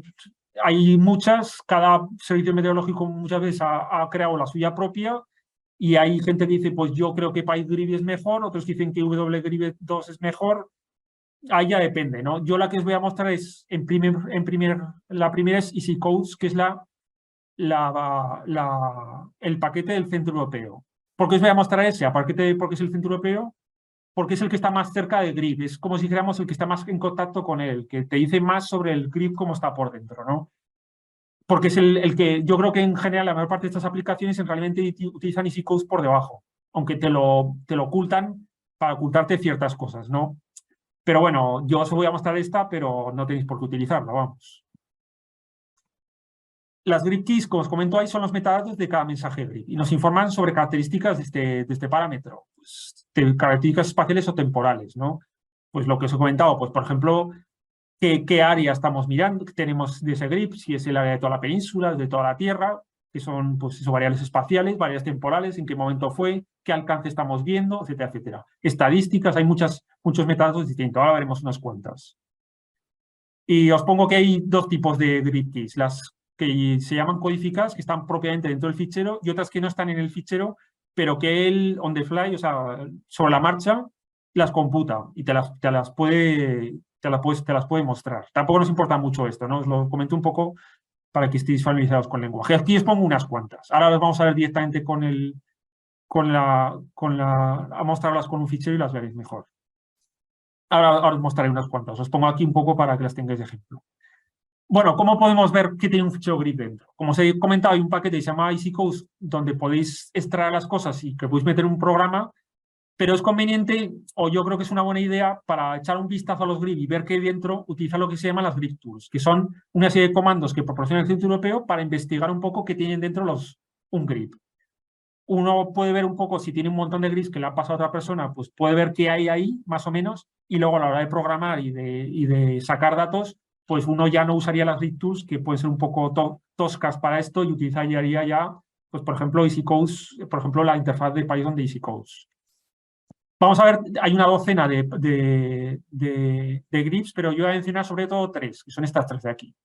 La primera, que es GRIB-ls, os muestra el contenido de algunas keys de ese mensaje. Por ejemplo, si cogemos el fichero GRIB que os he mencionado antes y vemos con GRIB-ls lo que tiene dentro, pues veis que me sale esto. Me sale una serie de keys. ¿Qué significa esto que os pongo aquí? Cada línea es un mensaje GRIB. Eso quiere decir que dentro de nuestro fichero GRIB tenemos, contáis 16 líneas, 16 mensajes, 16 campos meteorológicos, ¿no? Por decirlo de alguna manera. Que es lo que hemos descargado además realmente antes, ¿no? Esta es la misma petición que habíamos hecho antes. Entonces, aquí veis que aparecen varios parámetros. Alguno de ellos puede sonar, ¿no? Pues el step o step range que es aquí, que es como, bueno, es más o menos lo mismo, pues es el alcance, ¿no? Pues para dentro de 6 horas, 12, 18, 24 horas. El tipo de dato, pues una predicción. Short name, que es como una pequeña descripción del, por ejemplo, aquí 2T, temperatura 2 metros, o 100U, pues la velocidad del viento del componente U a 100 metros, ¿no? Por ejemplo. O, por ejemplo, el grid type, pues que es latitud y longitud. Y hay una serie de campos que también tienen una cierta importancia, que son la edición, que dice si es un GRIB 1 o un GRIB 2, es bien fácil de ver, o el centro que lo hizo el GRIB. Esto es bastante importante, en este caso, el Centro Europeo, con 4 letras. En el caso del Centro Europeo, pues sería FMF, pero si es AEMET, pues aparecería LEMM. Por ejemplo, si ya cojo otro fichero que tengo aquí y os muestro este otro fichero de Harmony, pues veis que aquí tengo dos mensajes y que el centro es LMM y con otra serie de cosas. Lo que pasa es que esto no es muy útil porque hay muchas cosas que nos aparecen, por ejemplo, el parámetro, ¿no? ¿Cómo puedo ver otras keys? Aquí en el eje de las IES tenéis cada una de las keys que os está mostrando, cada uno de los metadatos para cada mensaje. O sea, por eso GRIB-ls es tan útil, porque de un solo vistazo os muestra un poco lo que hay, ¿no? Entonces, ¿cómo puedo mostrar otras? Pues ya vais a Grib esa ayuda y hay un montón de posibles posibilidades con GriLS. Por ejemplo, la opción "-p", pues con la opción "-p" os pone los parámetros que queréis pedir, ¿no? Por ejemplo, en este de aquí, pues si quiero pedir estos otros parámetros, pues aquí aparecen, ¿no? Entonces, aquí, por ejemplo, he pedido, a partir de estos parámetros, os he pedido lo que se llama el indicator parameter o el param ID, ¿no? Que parece que es más o menos lo mismo. ¿Qué quiere decir esto? Bueno, ya sonará que estos son el nombre del parámetro, ¿no? El indicator parameter es, como su propio nombre dice, identifica el parámetro para los grip 1. Entonces, si vais a un grip 1 y veis el parámetro, podéis verlo aquí. Ajá. Para los grip 2 es mucho más complicado. Para los grip 2 hay un montón de parámetros distintos para identificar el parámetro. De hecho, en la tabla de parámetros, que ya no la tengo aquí, pero bueno, voy a acceder a ella un momento. A ver, voy a buscarla directamente con Google porque para mí es más fácil que ir al enlace. Para mí, per database, y aquí está. La he pedido tantas veces que...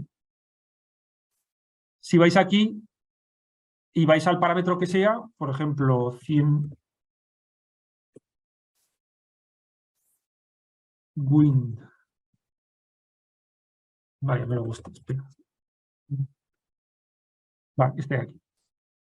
Vais aquí, por ejemplo, a este de aquí, que es uno de los que hemos pedido. Aquí no te viene mucha información, te viene algo, pero no mucho.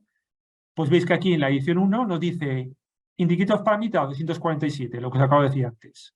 Table to version, que no os he mencionado, la tabla. Esta es otra aquí, la 228. Ajá. Entonces así ya sabéis cómo pedirlo en Mars y también cómo identificarlo con Grip 1, pero en Grip 2 es muy distinto. En Grip 2, como veis, necesitáis 6 parámetros distintos. Esto es una cosa un poco engorrosa, ¿no? Si alguna vez os encontráis con un Grip 2, pues es un rollo estar mirando todos esos parámetros. Entonces, para evitar eso, el Centro Europeo lo que creó fue una... Espera, que no es este el que tenía abierto, un Google Colab. Aquí. Lo que hizo el Centro Europeo fue crear una key computada, o sea, no está en el fichero, sino que se computa sobre la marcha, que es el param-ID, que lo que hace es que te pone en un solo parámetro, al margen de que sea un grip 1 o un grip 2, el parámetro. Entonces, para los grips del Centro Europeo, yo lo que recomiendo es que uséis directamente el param-ID porque es muy cómodo y no tenéis ningún problema con él. Pero si en algún caso utilizáis un grip de alguien de fuera, pues ya es otra historia. Por ejemplo, aquí os pongo, os he puesto antes el ejemplo de Harmony, que ya lo he perdido. Y como veis aquí el indicator parameter sí que está, 11, que como veis es distinto que el del Centro Europeo, o sea, el parámetro para EMET puede ser distinto para el Centro Europeo. Eso os lo dice el centro, ¿no? Si tenéis un grip de un centro, el parámetro puede ser 1, y si vais a un grip de otro centro distinto, el Centro Europeo, pues ser distinto. Y nosotros, por ejemplo, en EMET no se guarda el param-ID, ni tampoco, bueno, en este caso el param-ID, entonces, pero para el Centro Europeo sí que es mejor. Veis que aquí también, que este otro detalle, bueno, no es que tenga mucha importancia, pero un poquito sí, es que aquí el surname me pone que es unknown, mientras que para el Centro Europeo sí que lo ponía. ¿Esto por qué es? Esto es porque cada grip, cuando va a mirar algunos parámetros como este, va a mirar lo que se llaman las tablas de definiciones. Estas son unas tablas que solo se encarga el administrador, una persona normal no tiene por qué saber nada de ellas, donde relaciona los parámetros, el indicator parameter, por ejemplo, con su surname o con su name, que es otra variable también parecida. Que son variables que a veces son más cómodas, ¿no? Para lo que tiene dentro. El problema es que si esas tablas no están, pues el grip no te da ningún error, pero no sabe dónde buscar, no sabe qué es eso, no sabe qué parámetro es. Como nosotros hemos instalado antes el AC Codes del Centro Europeo, pues para el Centro Europeo sí que tengo las tablas de las definiciones del Centro Europeo, que son estas de aquí. Pero como no tengo las tablas de definiciones de AEMET, pues yo no sé este 11 qué es.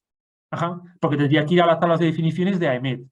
Nosotros en AEMET lo que tenemos es tener instaladas ambas, ¿no? Tanto las del Centro Europeo como AEMET, y así sabemos en los dos casos lo que hay. Pero si vosotros os descargáis datos, no sé, de Meteo France, por ejemplo, del Servicio Meteorológico francés, de un grip, pues puede que os encontréis con esto, ¿no? Que el surname ellos usen otro parámetro distinto, que no sea el 11, sino que sea el 45, y que entonces tengáis que preguntarles qué parámetro es ese, porque si no lo sepáis, ¿no? Con las del Centro Europeo, como sí que os descargáis las tablas de definiciones, no tendréis ese problema. Pues algo que podéis tener en cuenta, ¿no? Que son estos detalles de un poco más finos, ¿no? De qué problemas se puede encontrar. Otro detalle que también os pongo aquí es que tengáis en cuenta que algunos parámetros son instantáneos y otros son acumulados. O sea, que son acumulados, que se supone que durante el grip, que en el grip que son, no, por ejemplo, pues que son de ese momento determinado, de las 2 de la tarde, sino que se acumulan, pues, por ejemplo, desde la 1 de la tarde hasta las 2, no son durante todo ese periodo. Por ejemplo, la radiación global, ¿no? La radiación general es un parámetro acumulado. Entonces, como veis, aquí os he puesto un ejemplo de la radiación global, que yo la he descargado para los pasos, para los alcances 6, 12 y 18, 24. Y aquí os pongo, este es otra key, que es una key de estadísticas, porque es fácil en este caso, que es el promedio, ¿no? de todo el grid. Solo os lo pongo como ejemplo, pero para que veáis que, por ejemplo, cuando yo aquí pongo que son 5 millones de julios por metro cuadrado, realmente no es que a las 6 de la tarde tengamos 5 millones de julios acumulado, 5 millones de julios de radiación global, sino que es el acumulado desde el instante cero. Entonces, si nosotros queremos saber, por ejemplo, cuál fue la radiación global desde las 12 Z, desde las 12 UTC hasta las 18 UTC, esas 6 horas, lo que tendríamos que hacer sería restar 2,5 millones de julios de estos 5 millones de julios. O sea, tendríamos que estar este dato y restar, y ese sería el campo real de radiación global desde las 12 de la mañana hasta las 6 de la tarde. Ajá. Si en lugar de coger un paso de 6, cogemos un paso de 1, si hubiera descargado por las 12, 13, 14, 15, 16, 17, 18, esta cantidad sería menor y tendríamos que restar de las 18Z el dato de las 17Z. Se ve lo que quiere decir, ¿no? O sea, tened en cuenta que hay algunos parámetros que son acumulados y otros que son instantáneos. Entonces, pues dependiendo del campo que sea, por ejemplo, los campos de radiación en general suelen ser acumulados, aunque no tiene por qué. Entonces, esto hay que tenerlo en cuenta, ¿no? A la hora de manejar estos datos. Bueno, esto sería la primera tool, ¿no? El GribLS, que es muy útil, ¿no? Para echar un primer vistazo. Pero suponed que vosotros no sabéis estas keys, ¿no? Suponer que no os acordáis de que surname se llama así, sobre todo que tiene una N mayúscula aquí. Uno pone surname con minúscula y dice, me da un error o me da que es desconocido. Claro, hay que ponerlo con mayúscula. Entonces, ¿cómo me acuerdo de esos datos? Pues lo más cómodo en ese caso es ejecutar gripdump, que te suelta el valor de todas las keys codificadas, las 100 que haya. No es conveniente que lo ejecutéis directamente porque os sale un chorro de datos ahí sin parar, sino que pongáis aquí un pipe que uno puede poner, normalmente yo lo que pondría sería un morph aquí, por ejemplo, para que me lo vaya descargando pantalla a pantalla. Aquí os he puesto el ejemplo de que me descargue, por ejemplo, las 120 primeras líneas, ¿no? Entonces, veis aquí, me descarga y me suelta aquí todo lo que haya. Entonces, me da para cada grip key su valor. Hay muchas grip keys que yo mismo no tengo ni idea de lo que significan, vamos. Entonces, veis aquí que hay un montón de keys. Por ejemplo, el centro, que es el 98, que es el que corresponde al centro europeo, y otras que, pues el Param-ID, etcétera, etcétera, ¿no? Otras que os he señalado ahí, que no os he mencionado, como por ejemplo, que tienen bastante importancia, como pueden ser estas, ¿no? Que es el área al que nosotros estamos recortando, ¿no? La latitud del primer punto, 44 grados norte, y la del último, 35 grados norte, ¿no? Más o menos, este es uno de España, ¿no? Pues España más o menos está entre 35 y 44 grados de latitud, y entre -10, o sea, entre 10 grados oeste y 5 grados de longitud. Pues aquí nos dice dónde está, ¿no? Etcétera, etcétera. También nos menciona aquí algunos de los datos, no todos, porque aquí hay 13.000 datos, pero os muestra los datos de temperatura, por ejemplo, ¿no? Aquí en este caso en grados Kelvin. Y también algunas estadísticas, como esta que os he dicho, el promedio, ¿no? Sería un promedio o el máximo o el mínimo que a veces pueden ser útiles, ¿no? Del grip. Entonces, como veis, todo esto de aquí es un mensaje. Aquí empezaría el segundo mensaje. O sea, si recordáis el GribLS, esa era la primera línea y ahora se vendría la segunda línea del GribLS, que sería el segundo mensaje con todas sus variables, etcétera, etcétera. Por eso os digo que esto es mejor que lo cojáis a cachos, porque si no os podéis morir, ¿no? Bueno, aquí os doy algún otro detalle que también se puede mostrar en formato JSON, bla, bla, bla. Y ya está. Lo de las tablas de parámetros que he dicho. Una tercera grip tool que es útil es grip copy, que os podéis imaginar para qué es, ¿no? Copia un trozo de un mensaje grip en un nuevo grip. Por ejemplo, aquí estoy poniendo la opción -w, que lo que va a hacer es, la voy a ejecutar, Entonces lo que hace es que me extrae de este fichero grip algunos mensajes, todos los mensajes que tengan ParamID 167, la temperatura de 2 metros, y me los vuelca en este fichero de salida, en el centro europeo t2m.grip. Entonces, si veo lo que hay dentro, efectivamente, solo me ha dejado de los 16 mensajes, 4, los de la temperatura, los que tenían ParamID igual 167, ¿no? Esta es la opción -w, where, que además está en todas las grip tools, y entonces con esa podéis filtrar, ¿no?, datos. Luego hay otra serie de grip tools que, si las queréis ver, por ejemplo, hay una para pasar NCDFs que funciona, esta hay que tener un poco de cuidado porque funciona bastante bien si son grips normales. Si son grips raros, podéis tener problemas. Esto es una cosa que ocurre en general al pasar de grip a NCDF. Que cuando tú usas un grip normal, cuando me refiero a un grip normal, quiere decir un grip pues, de variables normales de temperatura, de viento, etcétera, etcétera, pues no hay ningún problema. Lo podéis descargar y ya está. Pero si cogéis un grip, yo qué sé, del Servicio Meteorológico japonés, que igual tiene una forma un poco particular de descargar los grips, podría haber problemas. O si cogéis un grip incluso del centro europeo, pero no sé, un grip de un nivel del modelo, pues como es una cosa un poco más extraña, pues son niveles del modelo, tampoco lo sé seguro, porque hace mucho tiempo que no descargo uno de esos, pero igual podríais tener también problemas porque no son normales. En cambio, los grips de toda la vida, de viento, temperatura, radiación, o sea, los de superficie o de niveles de presión, seguro que no habrá problema en ser convertirlos, vamos. O sea, no es una conversión 1 a 1, ¿no? Es una cosa un poco más así. Bueno, con esto ya, aunque hemos dedicado mucho tiempo, merecía la pena porque para ver un poco lo que tienen los grips dentro, porque es una cosa importante, porque ahora ya va a ir todo más rápido, ¿no? Ya vemos lo que tiene un grip dentro. ¿Cómo podemos utilizarlos dentro de un programa, por ejemplo? Pues podemos utilizar el paquete EasyCode, que es un paquete desarrollado por el Centro Europeo que nos da una API para acceder a los grips, ¿no? Nos da una serie de funciones para extraer datos de allí sin saber lo que tiene dentro. También se utiliza para datos BufR, que son datos de observaciones, pero que para eso no nos vamos a mencionar, pero que lo sepáis, ¿no? La API original está escrita en C y permite manejar directamente la memoria, ¿no? Entonces, aquí veis pues, que tenemos un grip file con un fichero con varios mensajes, uno puede descargar la memoria y manejar directamente la memoria. Como esto es una cosa pesada, porque tiene que estar gestionando uno la memoria uno mismo, pues el Centro Europeo creó una capita por encima de Python, una interfaz para Fortran y también para Python, ¿no? Que es más cómoda porque uno no tiene que estar gestionando la memoria de esa forma, ¿no? Entonces uno directamente se despreocupa de la memoria y tiene un identificativo, el GID o como uno lo quiera llamar, entonces uno se despreocupa de la memoria y todo eso, bueno, no del todo, pero bastante, y con eso ya tienes identificativo con el que identifica el mensaje grip y ya está. ¿Cómo lo utilizamos? Pues aquí os he puesto un ejemplo, ¿no? Luego hay más ejemplos en la web. Pues uno importa el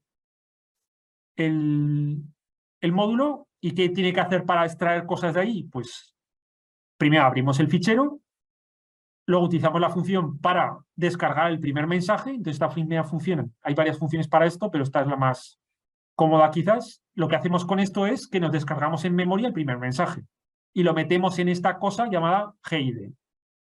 Y de ahí ya pues hay una serie de funciones, pues por ejemplo si uno quiere descargar una key, una palabra clave, ¿no? Por ejemplo, ¿queremos ver cuál es el valor del ParamID para este primer mensaje? Pues con coesget, ¿no? ¿Queremos saber cuál es la fecha para nuestro mensaje? Pues aquí nos lo descargamos en formato string. Uno aquí luego también tiene la opción de descargárselo en varios formatos, ¿no? Por ejemplo, el ParamID, bueno, el ParamID probablemente no, pero hay otros que le puedes poner aquí el tipo. Eso, si vais a la documentación, lo veréis. Y ya está.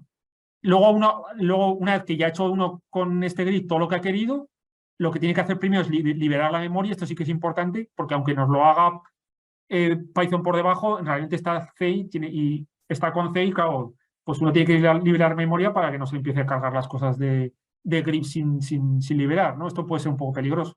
Pero bueno, simplemente se pone esta función diciendo que le libere la memoria y ya está. Y cerramos el fichero. Y ya está. Es tan fácil como esto. Bueno, tan fácil, aunque luego se pueden hacer cosas más complicadas. Aquí os pongo un ejemplo de algo más complicado y que puede ser más útil, que es si queremos extraer, por ejemplo, el valor de un campo determinado para un punto de longitud y latitud, ¿no? Nosotros queremos, por ejemplo, para Madrid, descargar el valor de la temperatura, como os he dicho antes, para un punto de Madrid. ¿Cómo lo hacemos? Pues aquí os pongo un ejemplo. Lo primero es igual, pues abrimos el fichero veis que he metido dentro de un bucle la llamada grep para que me vaya para cada mensaje grep descargándome en memoria cada ese mensaje. Entonces me lo descarga en ese GIF, hacemos todo lo que queremos, liberamos la memoria, volvemos aquí, descargamos el siguiente mensaje, me lo vuelve a meter en otro GID distinto y así sucesivamente hasta que nos quedamos sin ficheros y salimos ya de nuestro bucle. Y de esta forma estamos recorriendo todo el fichero GRIP, cada uno de los mensajes. Y entonces, cada mensaje que hacemos, pues hacemos ya lo que queremos. Por ejemplo, podemos descargar estos ficheros, estas palabras clave, estas keywords, y podemos compararlas, por ejemplo, con algo que queramos, ¿no? Por ejemplo, aquí estoy diciendo si queríamos compararla con una entrada que le pongamos nosotros para que, por ejemplo, descarguemos solo las de temperatura. Y si queremos descargar un valor, por ejemplo, pues aquí hay una función distinta que es la de grep_find_nearest, que es otra función de la API que te descarga el valor más cercano para una latitud y una longitud determinada. Ajá. En realidad te puedes cargar el valor, pero te puedes cargar otras cosas. También te puedes cargar lo que se llama el índice, que es la localización de ese punto en particular. Pero bueno, eso ya se puede mirar luego en la ayuda, ¿no? Si no quiere.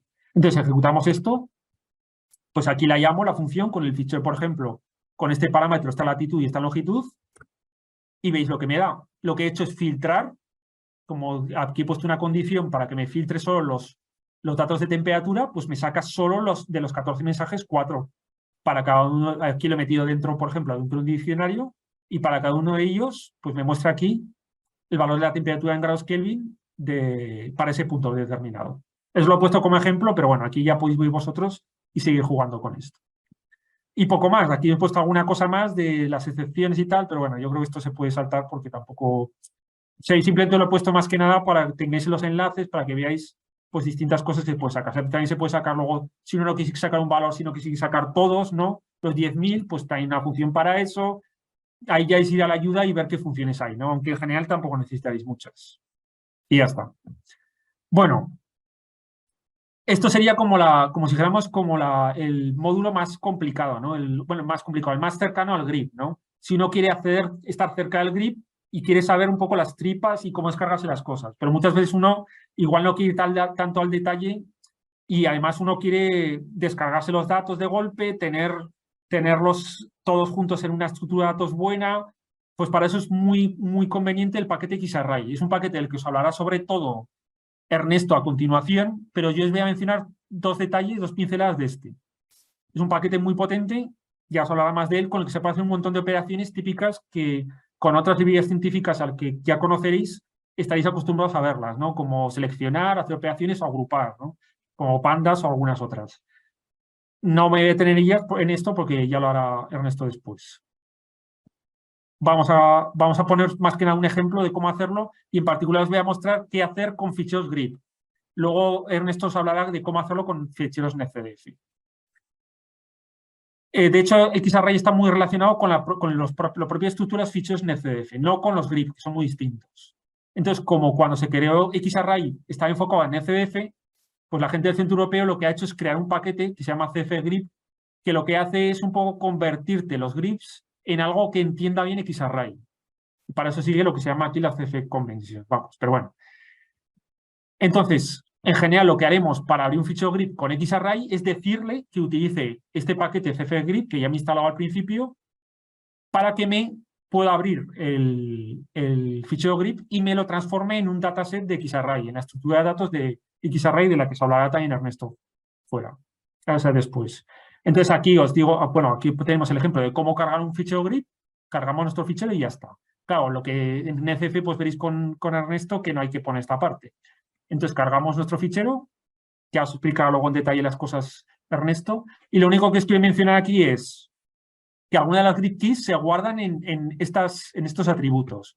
Aquí en este veis que se guardan algunas más generales, y dentro de cada mensaje, por ejemplo, en este mensaje, se guardan también algunas otras.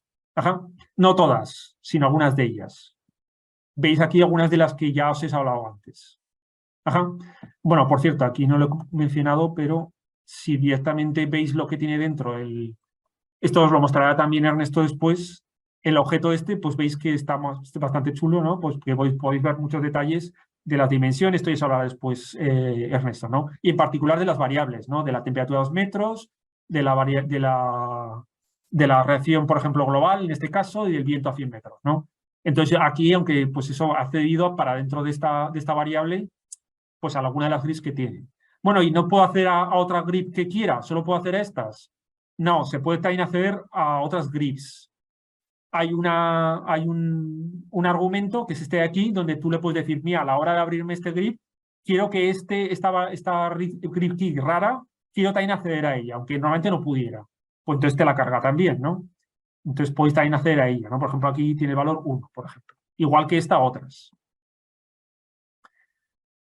Este es un punto que es otro que también tiene una cierta importancia. Notar que con X a raíz de fgrip no le era correctamente gris heterogéneos. ¿A qué me refiero con esto? Y que tendrá problemas si la key source name no está bien definida.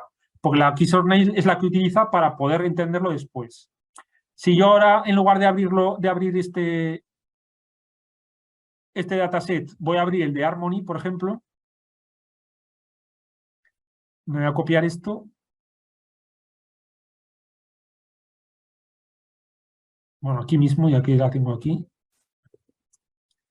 Entonces, voy a abrir el de Harmony y voy a ver lo que tiene dentro. Entonces me lo abre, o debería, aquí está, pero veis que me aparece el unknown. A esto me refiero, que claro, como nosotros os he dicho antes, que la tabla de definiciones no la teníamos bien puesta y que claro, no tenemos esa variable, pues la Xarray hace lo que puede, te lo abre, pero bueno, te la deja un poco mal, ¿no? Porque no tienes esto. Aún así, de hecho, podría hacer yo al unknown este. Yo puedo coger aquí y voy de ese punto unknown, así tal cual, y tiene cosas dentro, no tendrá ningún error ni nada parecido. Pero claro, no te ha funcionado del todo bien, ¿no? Otro problema que puede tener es si tiene un fichero heterogéneo. ¿Qué me refiero con esto? Pues es un fichero que no tenga la estructura adecuada de un grid. O sea, que tenga la estructura adecuada de un grid, pero que le falten cosas. Por ejemplo, imaginaros que cojo vamos a hacer lo siguiente, voy a coger, es una cosa un poco guarra, diría yo, pero voy a coger este mismo, no, este no. Voy a hacer una cosa, voy a coger el fichero de Harmony, por ejemplo, o el de centro europeo. Vamos a coger el de centro europeo. A ver, espera que no me acuerdo qué tenía dentro.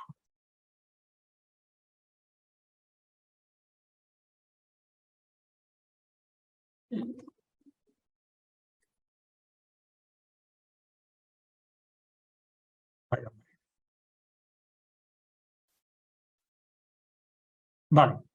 Y lo que voy a hacer, por ejemplo, es hacerme una copia, pero voy a solamente a copiarme. Voy a filtrar, mejor dicho, por ejemplo, para el param ID 167 y para el step 6. Ajá. Y esto me lo voy a poner en un fichero nuevo que sea centro europeo feo. Y me lo copio. Vale. Bueno, me ha vuelto a sacar esto porque estaba ahí antes. Y ahora lo que voy a hacer es que voy a pegar estos dos ficheros grid.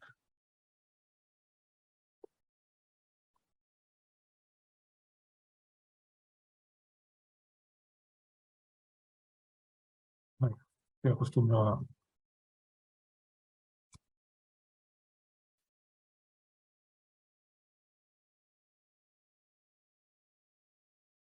Ajá. Esto es una propiedad que tienen los grips y es que los grips, como os he dicho que eran por registro, pues podéis pegar unos con otros sin problemas.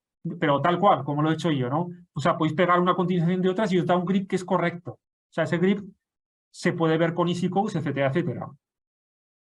Le he dado mal nombre. Pero a ver qué tengo aquí dentro.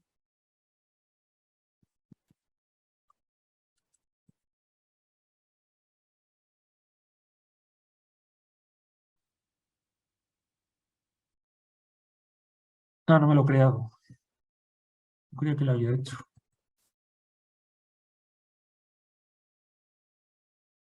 Era el, como he dicho,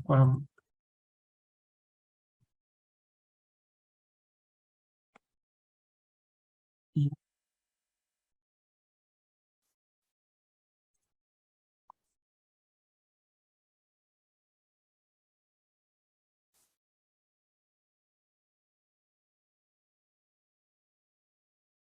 vamos a ver ahora.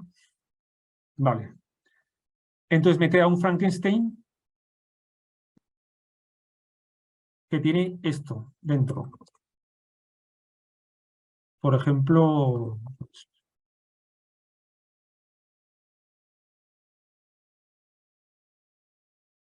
veis que tiene todos los que tenía antes y le he añadido uno aquí al final. Ajá. Sí, que lo puedo hacer. No es que esté muy bien, claro, porque aquí he hecho, pero se puede hacer porque el grid es flexible en ese sentido, mientras que en FF no. Si yo ahora abro el Frankenstein este, a ver, espera que esto no lo quiero perder. Bueno, sí, ya lo he perdido. Bueno.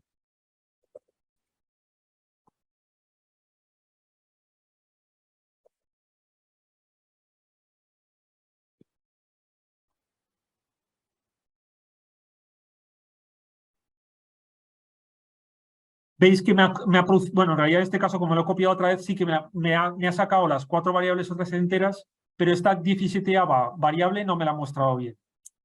La verdad es que tenía puesto otro ejemplo, pero bueno. Pero bueno, la cuestión es que cuando hagáis algo que os produzca un grip que no esté bien conjuntado, que no tenga todas las variables, todas las fechas, todos los steps, X a raíz se puede comportar de una forma un poco irregular. Es lo que más o menos quería decir, aunque al final el ejemplo igual no fue el mejor, pero bueno. Pero vamos a pasar a continuación porque queda un poquillo, unas pequeñas cosas y ya está. Y esta parte tampoco. Bueno, de todas formas, simplemente por acabar, esta sería la forma un poco de cargar con Xarray para ficheros grid.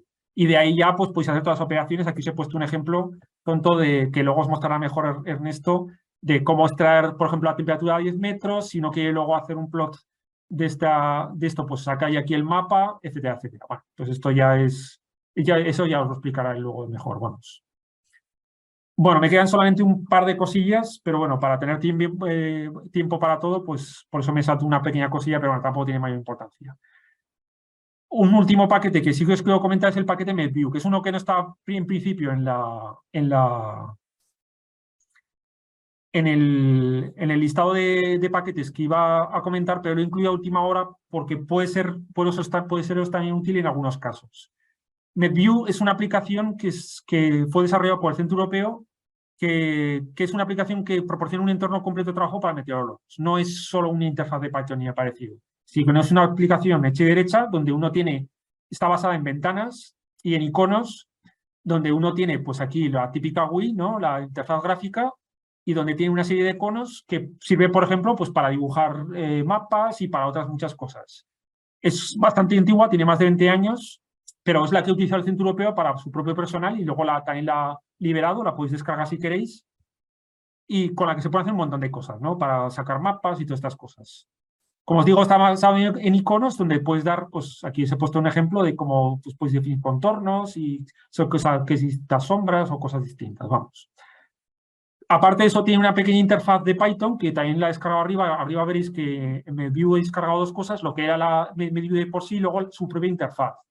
Que es lo que vamos a ver solamente una pequeña parte de MedView para ilustrar el recorte e interpolación de campos. Porque os puede pasar una cosa que es que vosotros queráis interpolar o recortar un campo una vez que ya lo habéis bajado al Centro Europeo, ¿no? Igual no es muy habitual porque lo normal es que lo descarguéis de Mars ya todo recortado y bien interpolado, pero que lo queréis hacer para lo que sea.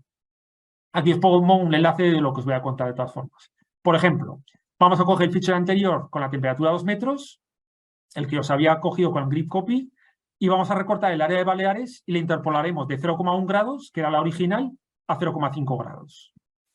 ¿Cómo lo hacemos? Pues primero importamos MedView y es tan fácil como utilizar aquí, leemos el fichero Y aquí lo metemos dentro de lo que se llama un objeto fieldset, que es un objeto del propio MedView. Esto ya, si uno quiere meterse en MedView, pues tiene sus propios objetos y uno que es el objeto campo, que es el objeto fieldset. ¿Y qué hace con ese campo que metemos aquí como data? Pues le decimos simplemente aquí, con esta sintaxis, que queremos este grid y queremos esta área. Tan simple como eso. Para nuestro grid objetivo. Y utilizamos la función regrid para descargarlo, para recortarlo. Esto nos lo vuelca en un objeto fieldset en memoria que llamo así, y luego lo podemos escribir ya como un grid. Tan fácil como eso. Leemos, interpolamos y recortamos con regrid y escribimos. Lo voy a ejecutar y ya está, ya me lo ha ejecutado. Me ha dado con salida 0. Vamos a ver qué realmente da eso. Si aquí yo cogía el original, que era el T2M, he cogido el de la temperatura de 2 metros solamente,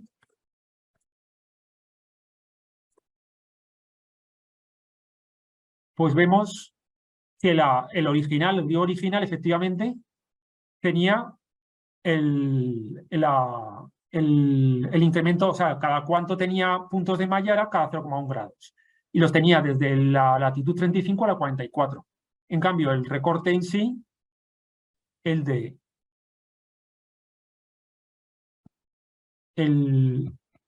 fichero grid ya recortado,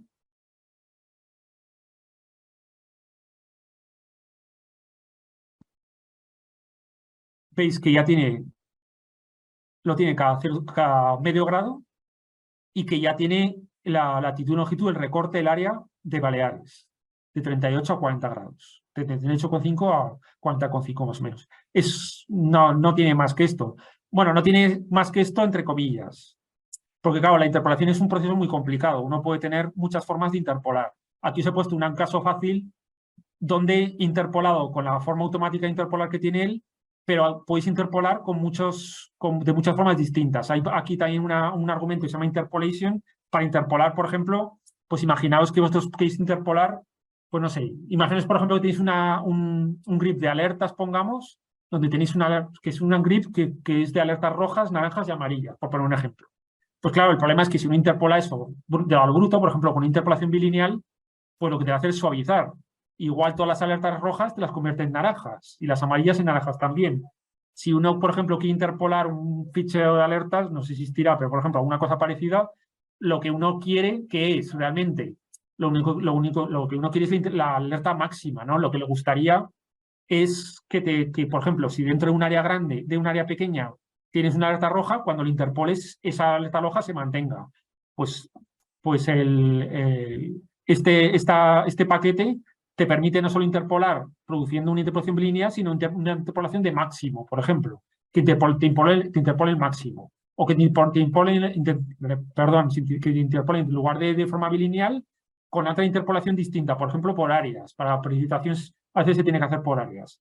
Pues también existe una forma de hacerlo. O que distinga si son puntos de tierra o puntos de mar, que puede ser también una cosa bastante importante. Porque los puntos de mar meteorológicamente se pueden comportar de forma muy distinta a los de tierra. Puede que solo quieras interpolar puntos de tierra cuando estés cerca de la costa. Pues también te ofrece esa posibilidad. Ahí ya, pues os recomiendo ir a la ayuda, y aquí en la ayuda del Centro Europeo, pues tenéis un montón de documentación donde os dice cómo interpolar distintas formas, cómo utilizar una cosa que se llama la máscara de tierra para interpolar solo los puntos de tierra, etcétera, etcétera. Esto ya, pues como no da tiempo, pues ya os lo dejo a vosotros, ¿no? Bueno, esto parece muy bien, pero bueno, me lo creo, ¿no? Porque aquí apareció el 0,5, 0,5, pero me gustaría verlo gráficamente, ¿no? Con un mapa. Siempre dicen que una imagen vale más que 1000 palabras. Pues aquí os he puesto un ejemplo de cómo sería si lo dibujáramos. Y de hecho lo he dibujado también utilizando MedView. MedView, aunque lo usamos para interpolar, también se puede utilizar para dibujar. Entonces, lo que voy a poner es esto así. No os voy a poner más de detalles. Esto es una traducción de lo de los iconos. Uno tiene aquí su propio... se puede uno cargar, esto ya es otra vez ir a la ayuda, etcétera, etcétera. Hay toda una cantidad de funciones dentro de MedView para si uno quiere representar esto con MedView, no con otros de los paquetes que luego os mostrará Ernesto. También se puede visualizar con MedView y con Python, ¿no? Y uno puede visualizar, por ejemplo, aquí, pues para Baleares, ¿no? Veis aquí, por ejemplo, aquí lo que he hecho es mostraros el valor de la temperatura, pero no suavizada, sino para cada punto grid, ¿no? Cada cuadrito de estos sería un punto grid. También se puede hacer suavizado. En cambio, si os muestro el interpolado, pero lo voy a poner comentando esto para que os parezca así, pues el interpolado veis que efectivamente me la ha interpolado, me ha dado una cosa más gorda, ¿no? Así se ve gráficamente que realmente me ha interpolado a una malla más gruesa, en este caso. Ajá.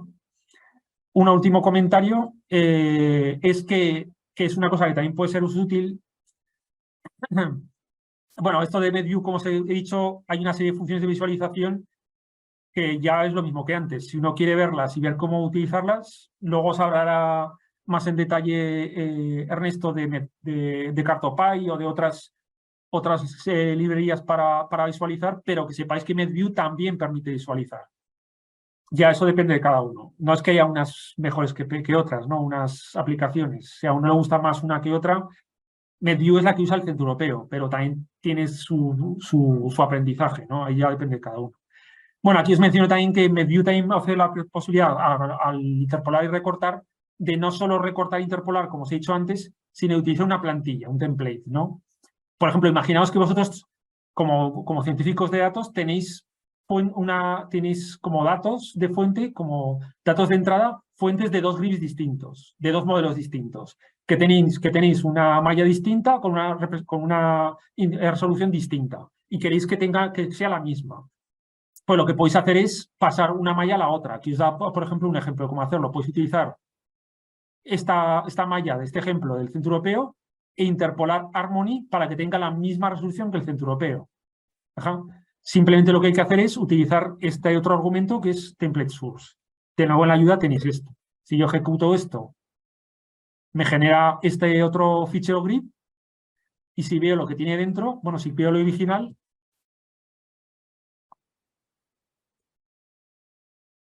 el original de Harmony tiene una resolución.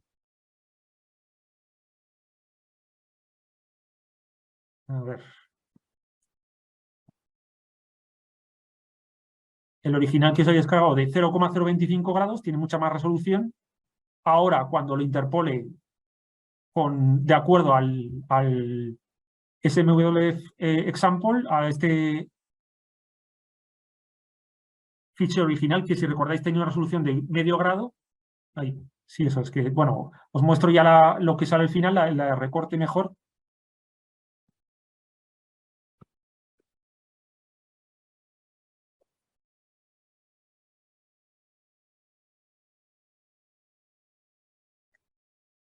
Pues veis aquí, si lo encuentro entre toda esta marabunta de...